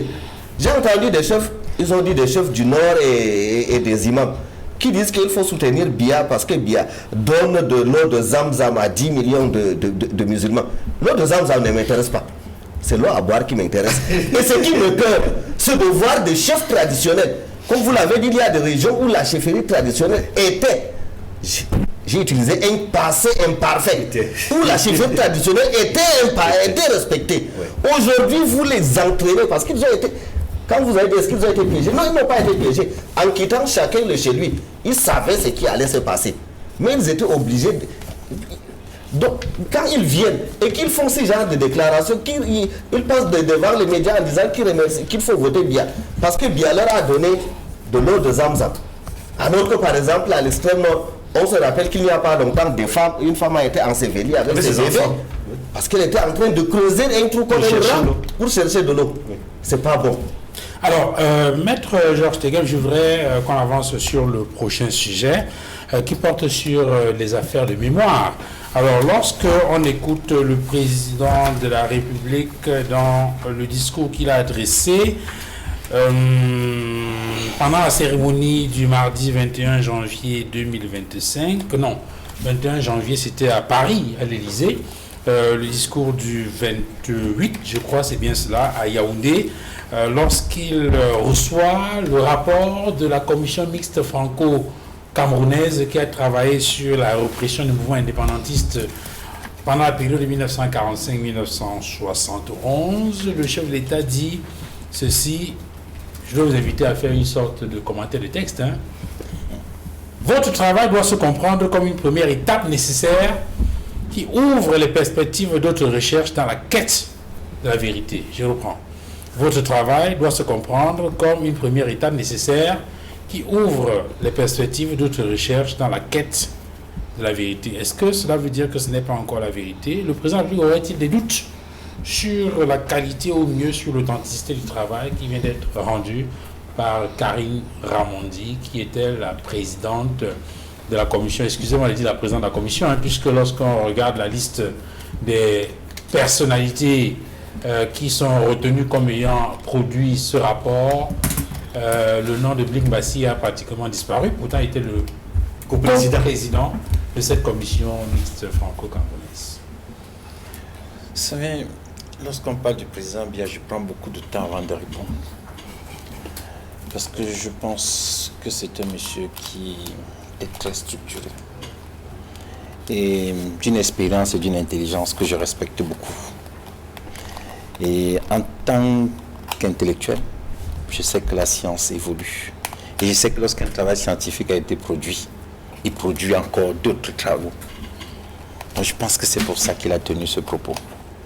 Et sauf à être de mauvaise foi, personne ne peut, même celui qui suit cette émission, dire que lorsqu'il y a une vérité scientifique, elle est définitive. Elle se construit tous les jours. D'où le discours.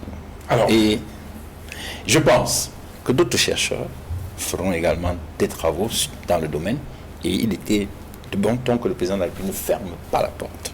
alors, Et c'est ce qu'il a su faire. alors il dit par la suite, il est de notre devoir de capitaliser les résultats de ces énergies fécondes en développant des processus de mise en œuvre des conclusions de ces travaux à travers, par exemple, l'élévation des lieux de mémoire et l'adoption de nouveaux programmes d'enseignement ainsi que la création d'un comité de suivi en vue d'une meilleure appropriation. Alors je pose la question, celle de savoir si vous avez le sentiment que le régime du renouveau est pratiquement de façon précise le chef d'État est vraiment attaché aux questions de mémoire. S'il n'avait pas voulu, il n'aurait pas lui-même reçu ces personnalités. Je pense qu'il y a de sa part beaucoup de volonté. Et c'est d'ailleurs pour cela qu'il retient beaucoup l'attention, y compris des chefs. Je constate que ça fait très mal que les chefs s'expriment. Il faut dire une chose, M. Duval. J'ai écouté tout à l'heure, je me suis dit, je ne savais pas que la démocratie fait aussi mal. J'ai peur. Le jour où le RDPC ne sera pas en responsabilité, si on va laisser les gens s'exprimer. Ce que j'ai entendu sur ce plateau, à propos des chefs, qui n'ont pas choisi le RDPC, parce qu'ils n'ont jamais dit qu'ils choisissent le RDPC. Ils ont dit qu'ils appellent à la candidature d'un citoyen. Ce n'est pas le RDPC, parce que le digne représentant chez l'UMRC a voulu faire croire que les chefs ont une position partisane. Non. Ils ont fait un choix de dire, et c'est la démocratie, ça fâche. J'ai vu comment mon confrère Ngouana allait même chercher sur les éventuelles souffrances des gens, comme s'il ignorait que pour des raisons de lutte contre l'exode rural, il y a un certain nombre de mesures qui ont été prises, notamment ces dernières années, avec le bitumage des routes. Et je pense qu'il est même l'un des meilleurs témoins sur ce plateau de cet effort constant d'amélioration des conditions de vie en zone rurale. En tout cas, pour ma part, je pense que le président de la République, comme toujours, dans son intelligence légendaire, que personne ne peut lui contester, a su recevoir ce travail des experts, a su tenir un discours mesuré, un discours toujours pondéré, un discours à la fin constructif, un discours qui vise à amener les chercheurs à continuer le travail, parce que, comme vous le savez, ce n'est pas un travail achevé. J'ai écouté Madame Ramondi, d'ailleurs, parce qu'il y a un de vos confrères qui lui a demandé si on est posé une indemnisation. Elle a dit c'est pas notre rôle. Et c'est vrai. Parce que l'historien fait un travail d'histoire. Il a eu accès à certains documents, il a fait un travail sur 2 ans. Il a restitué son travail. Il a fait ce qu'il a pu, jusqu'au niveau des connaissances qu'il avait.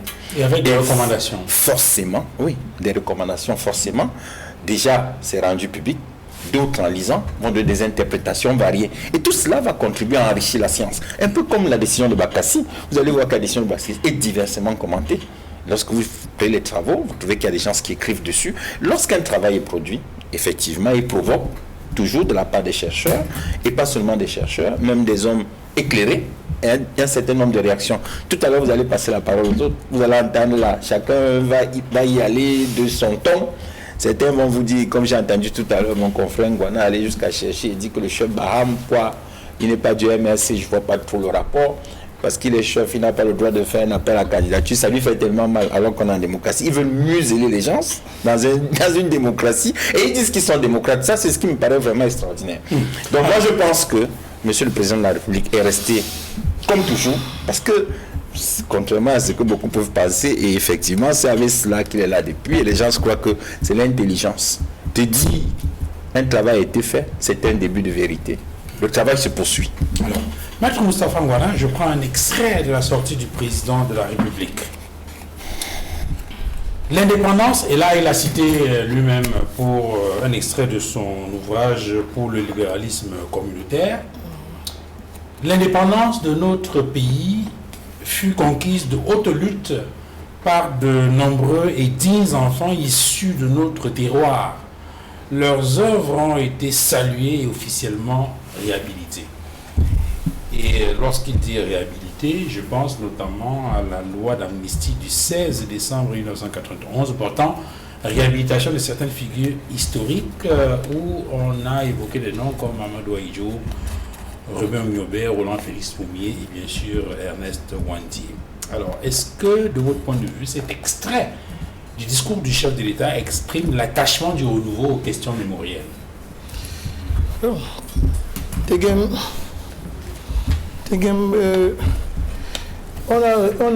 aurait réhabilité, on a réhabilité en 90, mais on n'a pas reconnu les sacrifices qui ont été consentis par ces héros nationaux là, parce que jusqu'à aujourd'hui ils ne sont pas reconnus comme tels. Ils ne sont pas reconnus comme tels parce qu'il n'y a aucun texte qui les place dans une espèce de panthéon. Parce qu'ailleurs, la France que tu as même évoquée, ils ont le panthéon où les figures marquantes de l'histoire sont intégrées. Je dois dire une chose, c'est que moi j'ai un problème avec tout ceci parce que je pense que le renouveau a un sérieux problème avec les questions mémorielles. Je vais d'abord dire une chose, c'est que je pense qu'on ne peut pas enfermer le loup et l'agneau dans le même enclos pour rédiger l'histoire de la chasse. Je dis qu'on ne peut pas enfermer le loup et l'agneau dans le même enclos pour raconter l'histoire de la chasse. Je pense que le gouvernement de la République... Autrement dit, une commission mixte franco-camerounaise, une commission mixte, n'a aucun sens. Pour moi, elle n'a aucun sens. Elle n'a aucun sens. Et en plus, vous avez vu que même les personnes qu'on a choisies finalement au Cameroun, qui étaient très actives dans l'espace public, au début de la désignation de membres de cette commission-là, lorsqu'elles ont intégré la commission, sont devenues totalement aphones. Je dis les posteurs d'université camerounaise, ils sont devenus complètement aphones. Je poursuis, je vais dire une chose, c'est que nous n'avons pas besoin de la France. Et je pense qu'à un moment donné, on a cru qu'il y avait des prémices qu'on nous annonçait. Le 31 août 2020, le ministère des Arts et de la Culture a créé une commission pour rédiger l'histoire du Cameroun. Le 16 décembre 2021, on a rédigé la charte de fonctionnement de cette commission-là. Il y a 114 membres, il y a 144 membres qui ont été... Des universitaires de tous bords, archéologues, linguistes, socio-anthropologues, etc. Et il y avait entre 5 ou 6 volumes qui devaient être rédigés dans le Cameroun depuis les origines jusqu'à nos jours.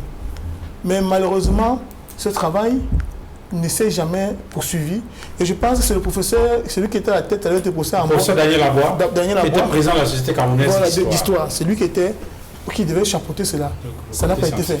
Donc si le gouvernement donc avait donc une réelle volonté de pouvoir donner de l'importance aux questions mémorielles, je pense que dans le cadre de cette commission qui était une commission nationale, que cela aurait dû être fait. Nous ne devons pas attendre qu'un État étranger, qui en plus a commis des actes génocidaires sur notre territoire, que ce soit cet État-là qui vienne nous aider à rédiger l'histoire. C'est pourquoi il veut dire que le loup et l'agneau ne peuvent pas être enfermés dans le même enclos pour rédiger l'histoire de la chasse. C'est impossible.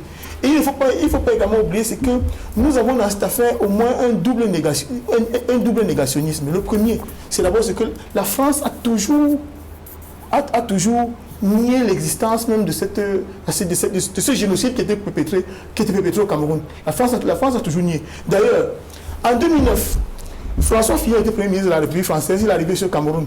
Quand on lui a posé des questions au sujet de l'assassinat de nos nationalistes, il a dit que c'était une invention. C'était une invention. Et pourtant, il est constant, les écrits sont là.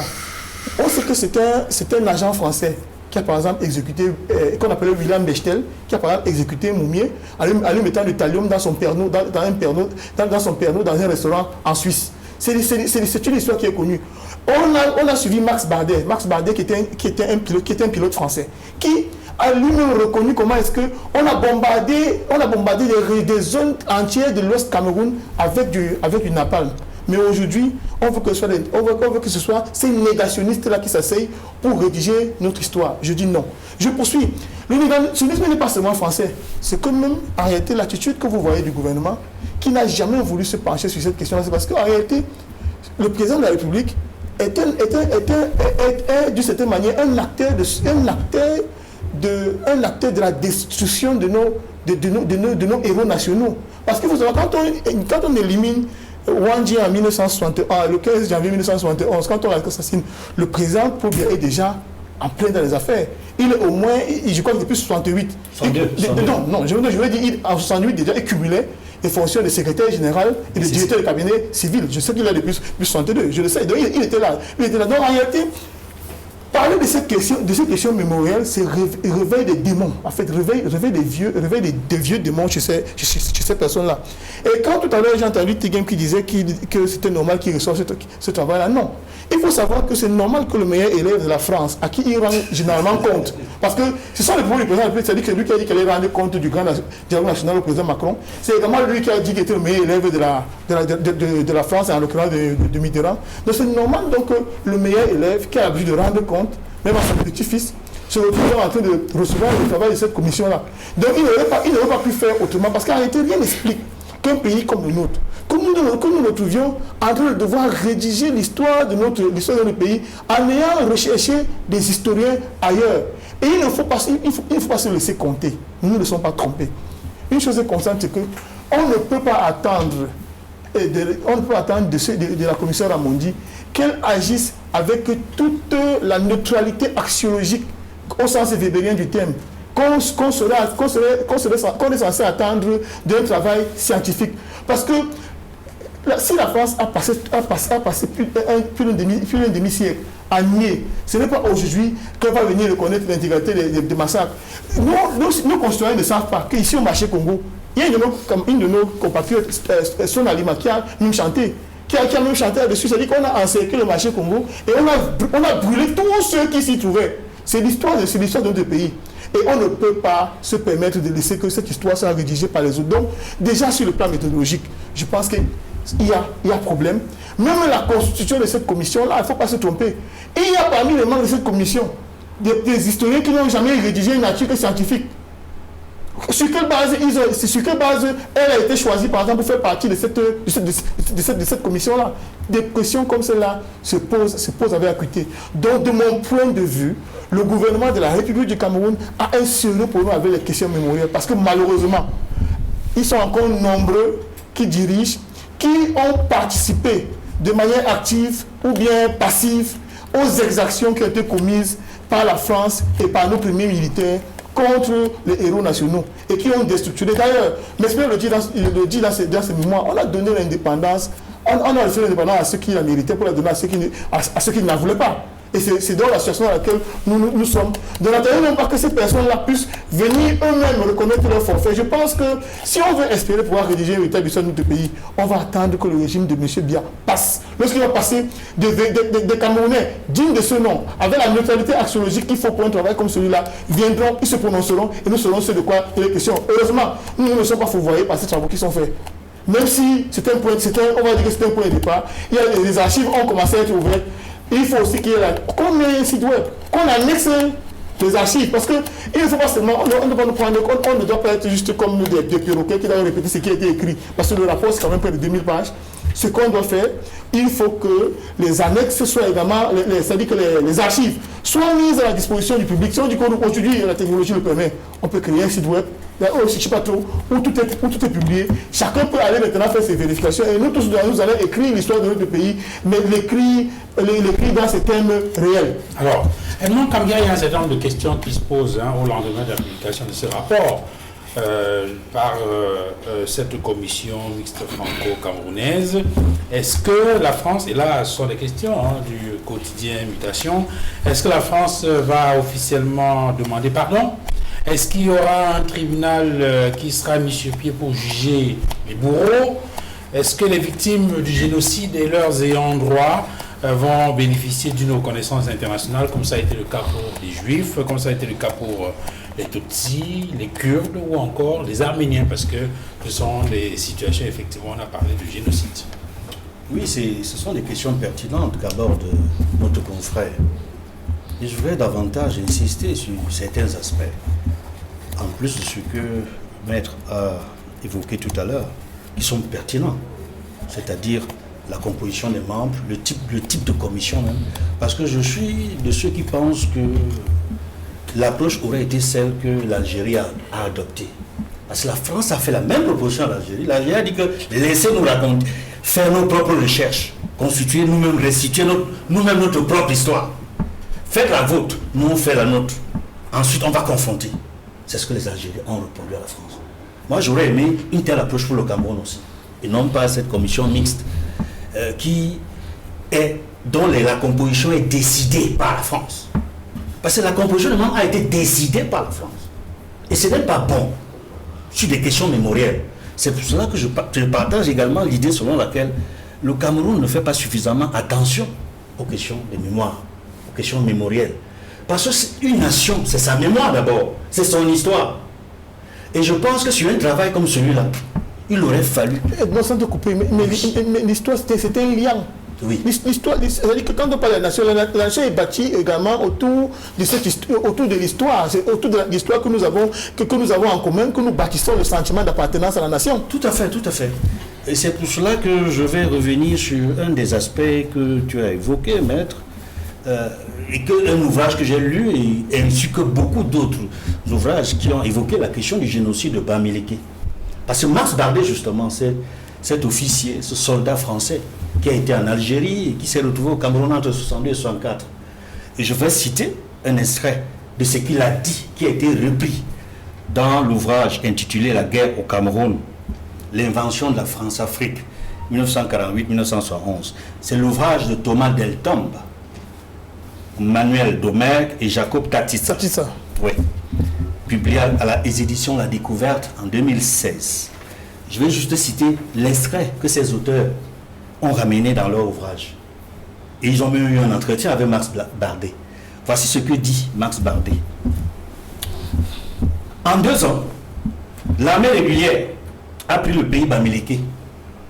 Du sud jusqu'au nord, et l'a complètement ravagé. Ils ont massacré 300 000 ou 400 000 Bamileke. Un vrai génocide. Ils ont pratiquement anéanti la race. Les villages avaient été rasés, un peu comme Attila. Tu passes, tu ne laisses rien. Peu de Français sont intervenus directement. J'en ai connu 3 ou 4, c'est tout. La presse n'en a pas parlé. Fin de citation. C'est à la page 17 de l'ouvrage que je viens de citer tantôt de Thomas Deltombe, La guerre au Cameroun, l'invention de la France-Afrique. C'est à la page 17. Ils ont cité Max Bardet.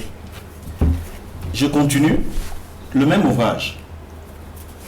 Dans le même ouvrage, à la suite, ils disent, donc après plusieurs heures d'entretien, parce qu'ils sont entretenus à Max Bardet, les auteurs, les 3 que j'ai cités, estiment que, je cite, c'est-à-dire Thomas Deltombe, Tatissa et l'autre, Domaine, ils disent ceci, je cite, son récit, le récit de Max Bardet, est un mélange foisonnant de faits avérés, d'affirmations plausibles,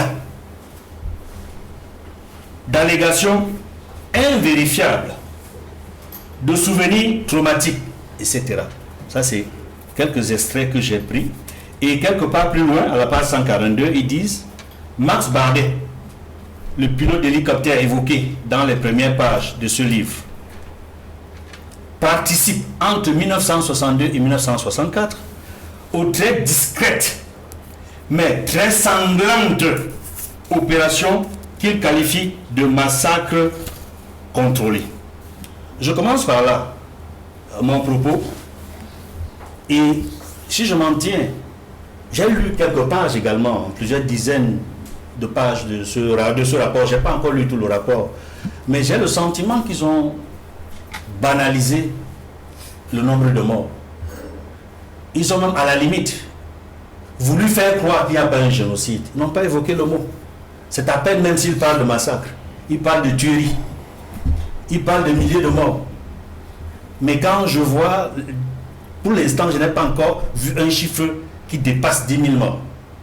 C'est des milliers de morts inférieurs à 10 000 pour la partie que j'ai déjà lue. Et j'estime avec cet ouvrage et ce témoignage de Max Bardet qui parle de 300 000 et 400 000 morts, ils ont anéanti la race qui a un travail à faire. Il faut poursuivre le travail. Je n'ai pas terminé. Je dois rappeler un travail formidable que nous avons fait ici, dans le groupe La Nouvelle Expression. Nous avons fait toute une édition spéciale de 48 pages sur 50 ans de vie politique au Cameroun. Nous l'avons publié en janvier 2002, donc il y a une vingtaine d'années. Nous avons fait une enquête sur le terrain. Nous avons refait les chemins du maquis avec quelques vétérans de l'ALNK, l'Armée de Libération Nationale du Cameroun, qui vivaient encore. Parce que la plupart de ceux qu'on a interviewés dans ce document sont décédés par la suite. Nous avons eu comme personne ressource pour faire cette enquête Wuli Bassaga. Le commandant Kisamba. Le commandant Kisamba. Pour le rôle qu'il a joué dans le maquis avant le décès, avant l'assassinat de deux grandes personnalités. Je pense au secrétaire général Ruben Mnyebe le 13 septembre 1958. Je pense à l'assassinat des suites d'empoisonnement à Genève, le 3 novembre 1960. Il a été empoisonné lors d'un dîner, comme vous l'avez dit tout à l'heure, maître. Par un agent, William Bechtel. C'était un dîner, un restaurant. Le gars le pourchassait depuis, le poursuivait depuis. Il se présentait comme journaliste. Il se présentait comme journaliste William Bechtel. Mais en fait, c'était un agent secret. Français. Franco-suisse. Il fait partie de ce qu'on appelle la main rouge. Envoyé par la main rouge. La main rouge. Oui. Donc il avait assassiné lors du dîner du 15 octobre 1960. Il a été assassiné en 1900. Il est mort donc le 3 novembre 1960. Pourquoi je rappelle tout ça? C'est pour expliquer que dans l'enquête que nous avons faite sur le terrain, parce que je n'ai pas encore donné les grandes lignes du document de l'enquête que la Nouvelle Expression a effectuée sur le terrain, c'est pour dire que dans ce document, il y a des témoignages, par exemple, de Makembe Tolo, premier secrétaire particulier d'Ernest Ouandié. Makembe Tolo est un ancien de l'Armée de Libération Nationale du Cameroun. Il raconte comment ça s'est fait, l'attaque de Mbopi. Parce qu'il explique comment est-ce que, au départ, il n'avait pas d'armes, mais se ravitaillait en attaquant les brigades de gendarmerie et les commissariats. Les opérations de sabotage qu'il menait, les attaques contre les Européens, qui ont contraint vraiment l'autorité coloniale, l'armée coloniale, à passer à la vitesse supérieure. Mais en réalité, ce document que je vous ai présenté ici, 50 ans d'histoire politique au Cameroun, il y a non seulement Makembe Tolo qui témoigne, il est mort après la bague. C'est-à-dire qu'on l'a interviewé, quelques temps après il est décédé. Il y a Kisamba dont je vous ai parlé, et également un ancien vétéran qui est décédé également après avoir fait un témoignage dans nos d'autres documents. Un commandant. Quand je parle de commandant, c'est des commandants de l'Armée de Libération Nationale du Cameroun. Samuel Fosso. Il a même fait des études en Chine, en Asie. Ils étaient nombreux qui ont été envoyés par l'UPC en formation à Moscou, en Chine, pour se former dans divers domaines et qui sont revenus au pays et qui, dans le maquis, ont mis la pression sur l'administration coloniale, sur les forces coloniales. Il y a donc beaucoup de témoignages d'anciens, des vétérans de l'Armée de Libération Nationale, comme j'ai dit, le secrétaire particulier d'Ernest Ouandié et beaucoup d'autres. Et c'est des pans de l'histoire que nous avons révélés à travers les témoignages que nous avons fournis dans ce document que j'appelle les lecteurs à rechercher. Et je pense que nous allons poursuivre ce travail parce que c'était la première partie. On va le republier d'ailleurs. Nous allons republier ce document. Parce que quand nous l'avons sorti le 24 janvier 2002, il a pratiquement disparu dans les kiosques. On a dû faire un deuxième tirage qui est également terminé. Et dans le contexte actuel, nous allons republier ce document. Très bien. Pour que les Camerounais sachent. Parce que nous nous sommes rendus compte que beaucoup de choses qui figurent dans l'enquête que la Nouvelle Expression a menée ne figurent pas dans le rapport de la commission. On aura l'occasion certainement de revenir. Et c'est vraiment dommage. Dans un débat de fond sur le contenu même de ce rapport, lorsque nous l'aurons complètement épluché, on aura la possibilité de revenir là-dessus, non seulement avec ceux qui ont travaillé dans cette commission, mais également avec d'autres historiens qui ne sont pas d'accord sur certains pans, n'est-ce pas, de l'histoire de notre pays, tel que raconté dans ce document. Il y a par exemple une polémique au sujet de l'utilisation du napalm au Cameroun. Certains parlent de boules incendiaires, entre autres. On aura l'occasion de revenir là-dessus avec les historiens. Je termine avec vous, Maître Cheikh Ali Assad. Maître Moustapha Ngouana parlait alors de cette commission de réécriture de l'histoire générale du Cameroun, mise en place par décision du MINAC du 16 décembre 2021. Il faut donc rappeler que en 2021, on met en place cette commission de réécriture de l'histoire générale du Cameroun, et c'est l'année d'après, le 26 juillet 2022, que le président Macron, au cours d'une visite officielle au Cameroun, annonce la mise en place donc de cette commission. Ça veut donc dire qu'au départ, il y avait déjà une commission. Or, on se rend compte aujourd'hui, Maître Cheikh Ali Assad, que la commission Macron, au bout de 2 ans de travaux, a rendu son rapport, alors que la commission, on va dire, Bilumpat ou la commission Daniel Labois, aujourd'hui, 4 ans après, n'a toujours pas bouclé ses travaux sur l'histoire générale du Cameroun. Est-ce que ça ne traduit pas le fait qu'il y a un peu de laxisme au niveau du pouvoir public à évoquer les questions mémorielles? Vous avez parlé en termes trop soutenus. Je vais vous répondre du tic au tac. Biya, Président Biya, si vous voulez. ou le candidat Biya. S'il était devant moi, j'aurais dit Monsieur Biya. En fait, en bon français, lorsque vous n'êtes pas, je dis Duval. C'est lorsque vous êtes en face de moi, je dis Monsieur Duval. Si nous sommes intimes, je vous appelle par votre prénom. C'est tout à fait normal que je dise Biya lorsqu'il n'est pas là. Et moi, on préfère que vous dites Monsieur Président Biya. Voyez-vous, c'est pour ça que j'ai une énorme admiration pour Ahidjo. Ahidjo, lui, il assume ses actes. Si Ahidjo était vivant, Ahidjo aurait dit j'ai fait la guerre aux UPCistes parce que c'était une question de conquête et de conservation du pouvoir. Il n'a jamais à aucun moment prononcé le plus petit remords. Et même lorsqu'il a perdu le pouvoir et qu'il a été condamné à mort et qu'il était en exil, lorsqu'on lui a parlé de l'UPC, il a été catégorique. Il dit l'UPC, je les ai combattus et puis je leur ai tendu la main. Vous voyez, ça c'est les gestes, c'est les paroles d'un homme d'État. Tandis qu'avec son successeur, lorsqu'il est arrivé, il a voulu jouer au ponce pilatisme. Il a voulu montrer qu'il est démocrate. Jusqu'à il est arrivé à dire que désormais avec lui on n'a plus besoin de s'exiler pour pouvoir dire ce qu'on pense, ainsi de suite. Mais pour qu'il puisse, le premier acte concret qu'il ait pris en faveur, pour montrer qu'il tient à la vérité, qu'il tient à l'histoire, c'est lorsqu'il a été acculé de toutes parts. Il a fait adopter la loi d'amnistie. Et la loi d'amnistie ne visait pas en réalité l'UPC. La loi d'amnistie visait à se réconcilier avec les populations du Nord. Oui. La loi d'amnistie, c'était pour séduire les populations du Nord, parce qu'à ce moment, c'est les putschistes nordistes qui étaient dans les prisons. Or, pour donc s'attirer la sympathie du peuple parmi les Quai et Bassa, il a en même temps fait passer la loi d'amnistie en faveur des gens de l'UPC. Et puis il est resté. Si ça dépendait que de lui, il n'en aurait plus jamais parlé. Mais sous la pression des nouveaux intellectuels, des réseaux sociaux, de ceci, on regarde l'exemple de ce qui s'est passé au Rwanda, en Algérie. La pression était tellement forte. Alors, pour calmer les gens, et là, c'est une recette qu'il a apprise de son maître politique, c'est-à-dire du président Amadou Ahidjo. Il lui avait toujours dit que si un problème vous embarrasse, créez une commission. La commission de 2021, c'était juste pour noyer. C'était pour noyer le poisson, c'est-à-dire sous les revendications des historiens, les revendications de ceci, pour calmer les gens, il a fait mettre sur pied la commission là. Et vous auriez compris que c'était une arnaque, vous voulez le mot. C'était une arnaque d'ailleurs. Parce que ça lui tenait à cœur.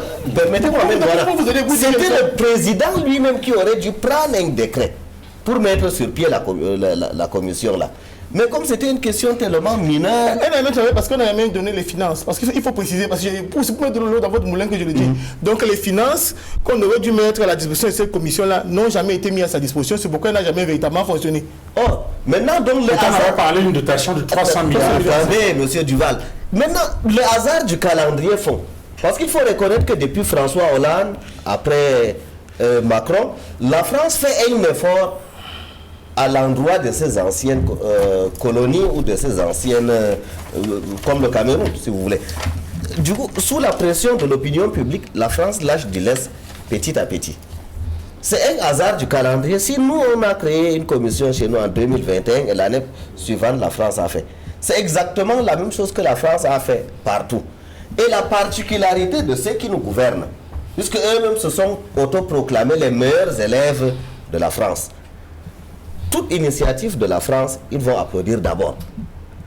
Donc, dès lors que Macron a reçu le rapport, le nôtre aussi va croire que ça plaira à Macron qui reçoive ça. Mais vraiment, ce n'est absolument pas sa tasse de café. Parce que ça lui plaît bien qu'on dise que Ahidjo était un sanguinaire et qu'on le mette hors du coup. Or, ouvrir les archives permettra de voir la chaîne de commandement, la transmission des ordres, les officiers supérieurs, les indiques, ainsi de suite, ainsi de suite. Et ça ne lui plaît pas. Il veut qu'on ait de lui, il pense qu'il est possible qu'on ait de lui l'image de quelqu'un qui est démocrate. Non, monsieur. UNC et RDPC, c'est le même régime. C'est kiff. Alors, mais on retient, Maître Tegem, on a sorti l'émission, mais une question rapide, je ne sais pas si vous pouvez répondre en 30 secondes. Lorsque le président dit il est de notre devoir, je reviens sur cet extrait, de capitaliser les résultats de ces énergies fécondes en développant des processus de mise en œuvre des conclusions de ces travaux à travers, par exemple, l'élévation des lieux de mémoire et l'adoption de nouveaux programmes d'enseignement, ainsi que la création d'un comité de suivi en vue d'une meilleure appropriation. À qui le président s'adresse? Ou à l'ensemble des acteurs. Lesquels? Y compris ceux qui ont participé à la rédaction du mémoire, l'ensemble des intellectuels, les Camerounais de tous bords, les politiques, les syndicalistes et tout le monde. Est-ce qu'il doit le faire travailler? Est-ce qu'il doit le faire lui-même à travers un acte précis qui pourrait montrer qu'il est attaché à ces questions? Vous avez dit qu'il a mis une commission au MINAC. Vous avez dit vous avez dit tout à l'heure. Elle ne fonctionne plus. Vous avez dit, c'est vous qui dites qu'elle ne fonctionne plus. Elle existe. Le professeur Daniel Aboua, avant son décès, dans une émission La Vérité en face, nous avait indiqué que cette commission ne fonctionnait plus. Non. Pas moi qui le dis. En tout cas, vous dites qu'elle ne fonctionne plus, mais elle existe. Ça veut dire qu'elle peut être réhabilitée à tout moment. Ok. Donc, premier point. Deuxième point, oui, elle existe. Quand quelque chose existe, vous ne pouvez pas dire que ça ne fonctionne pas, parce que ça peut être réhabilité à tout moment. Elle existe, donc à un moment, on peut, si vous voulez, la capacité pour qu'elle puisse produire des résultats. Oh, il peut même demain, même pour sortir de cette émission, on apprend qu'il a pris un texte pour voir la commission des nouveaux membres, du fait du décès déjà du professeur Aboua. Vous savez qu'il est décédé il y a quelque temps. On peut nommer quelqu'un pour le remplacer. Et ne fermez du tout pas la porte. Surtout que lui-même ne la ferme pas. Donc quand vous voyez un chef de l'État qui dit que c'est un travail qui a été fait et que c'est un point de départ, ça veut dire qu'il sait qu'il y aura une suite. J'ai entendu tout à l'heure... Parce que pendant qu'on parle là, je suppose qu'il y a des Camerounais qui sont en train de chercher des lieux de mémoire qui rappellent les héros nationalistes et on a du mal à retrouver ça dans notre pays. Non, il y a déjà le texte qui les a réhabilités. Ça fait en 91. Oui, mais le travail se poursuit. Après 91, vous voyez qu'il y a eu la commission de 2009. Vous voyez qu'aujourd'hui, il y a un travail qui est fait, le mémoire est remis, on parle de demi-page. Moi-même, j'ai essayé de commencer à lire, j'étais un peu fatigué, j'ai dit, bon, je vais prendre beaucoup de temps pour lire. Okay. Je sais qu'avec le temps, j'aurai un ensemble d'éléments pour pouvoir bien vous répondre. Je n'ai pas totalement lu ce rapport, je pense que sans le lire, on va commencer à croire que ceux qui s'expriment sur ce plateau ont totalement raison. L'analyse de fond. Moi, je pense, c'est justement pour cela que moi, je pense que sur ce plateau, les gens vont un peu vite en besoin. Parce que lorsqu'on a dit, par exemple, que le loup et l'agneau ne peuvent être... moi, je pense qu'il n'a pas lu le rapport pour savoir... Non, c'est pas l'analyse sur le fond. Il parle de la commission mixte qui a été mise en place. Les Algériens. Quand il fait ça, ça veut dire qu'il remet déjà en cause la qualité du travail qu'il n'a pas. Mais bien sûr. Voilà, c'est ce que je dis. Moi, je n'ai pas encore la méthodologie. Attention, vous ne pouvez pas sur un pif comme ça juger une commission. Parce que vous ne savez pas comment ces gens sont travaillés. Moi, je trouve que c'est un peu prématuré. Vous imaginez que les nazis se mettent sur la même table avec les juifs pour raconter l'histoire de la Shoah? Vous imaginez ça? Possible. Chez nous, on a cité du n'importe quoi, Georges. C'est impossible que les nazis et les juifs s'asseyent sur la même table pour raconter l'histoire de la Shoah. Peut-être qu'il faut que je te présente ça comme ça. Parce que je préfère être prudent parce que je pense que quelquefois il y a des sujets sur lesquels il y a des choses qui sont clamées aux Nations Unies. Bon, je peux être prudent sur ce sujet-là. Pour sortir, je vais dire une chose, qu'il faut également toujours, pour comprendre l'absence de volonté de notre pouvoir, c'est qu'en réalité, la France, par cette opération, ça dit que tient compte du contexte international. En réalité, il faut savoir une chose, c'est que le désamour entre la France et les populations africaines va grandissant. Oui. La France a organisé un séminaire, une histoire à Montpellier qui était chapeautée par Achille Bembe, et quelques temps après, elle est chassée de partout en Afrique de l'Ouest, jusque déjà chez nous ici en Afrique centrale, le Tchad dit monsieur, prenez la porte. Donc vous comprenez une chose, c'est que aujourd'hui, elle a intérêt à redorer son blason. Donc en réalité, quand elle décide de mettre sur cette commission, ce n'est pas dans l'intérêt des Camerounais. Qu'est-ce qu'elle fait? C'est dans son intérêt à elle. Elle veut redorer son image et essayer autant de faire ce que de dissimuler les vérités. C'est-à-dire que des vérités qui, elles sont toutes mises sur la place publique pour amener les Camerounais à créer leur hauteur. Messieurs, on va s'arrêter là. Merci infiniment d'avoir participé au débat. Merci à vous, Maître Moustapha Mbona, avocat et enseignant. Merci également à Maître Tegem, Georges, représentant du RDPC sur ce panel. Maître Tchèque Ali Assad, merci d'être venu. Merci. Vous avez porté la voix du MRC sur ce plateau. Edmond Kangia, merci d'avoir participé au débat. Éditorialiste à la nouvelle expression, consultant en droit des réponses. Merci à toutes les équipes techniques qui ont aidé à la production de cette émission. Retrouvons-nous ce soir à partir de 20h30 dans le cadre de l'émission La Vérité en face. Nous recevons l'universitaire, le professeur Jean-Calvin Abba-Ouno. Bon dimanche à tous et à très bientôt. Au revoir.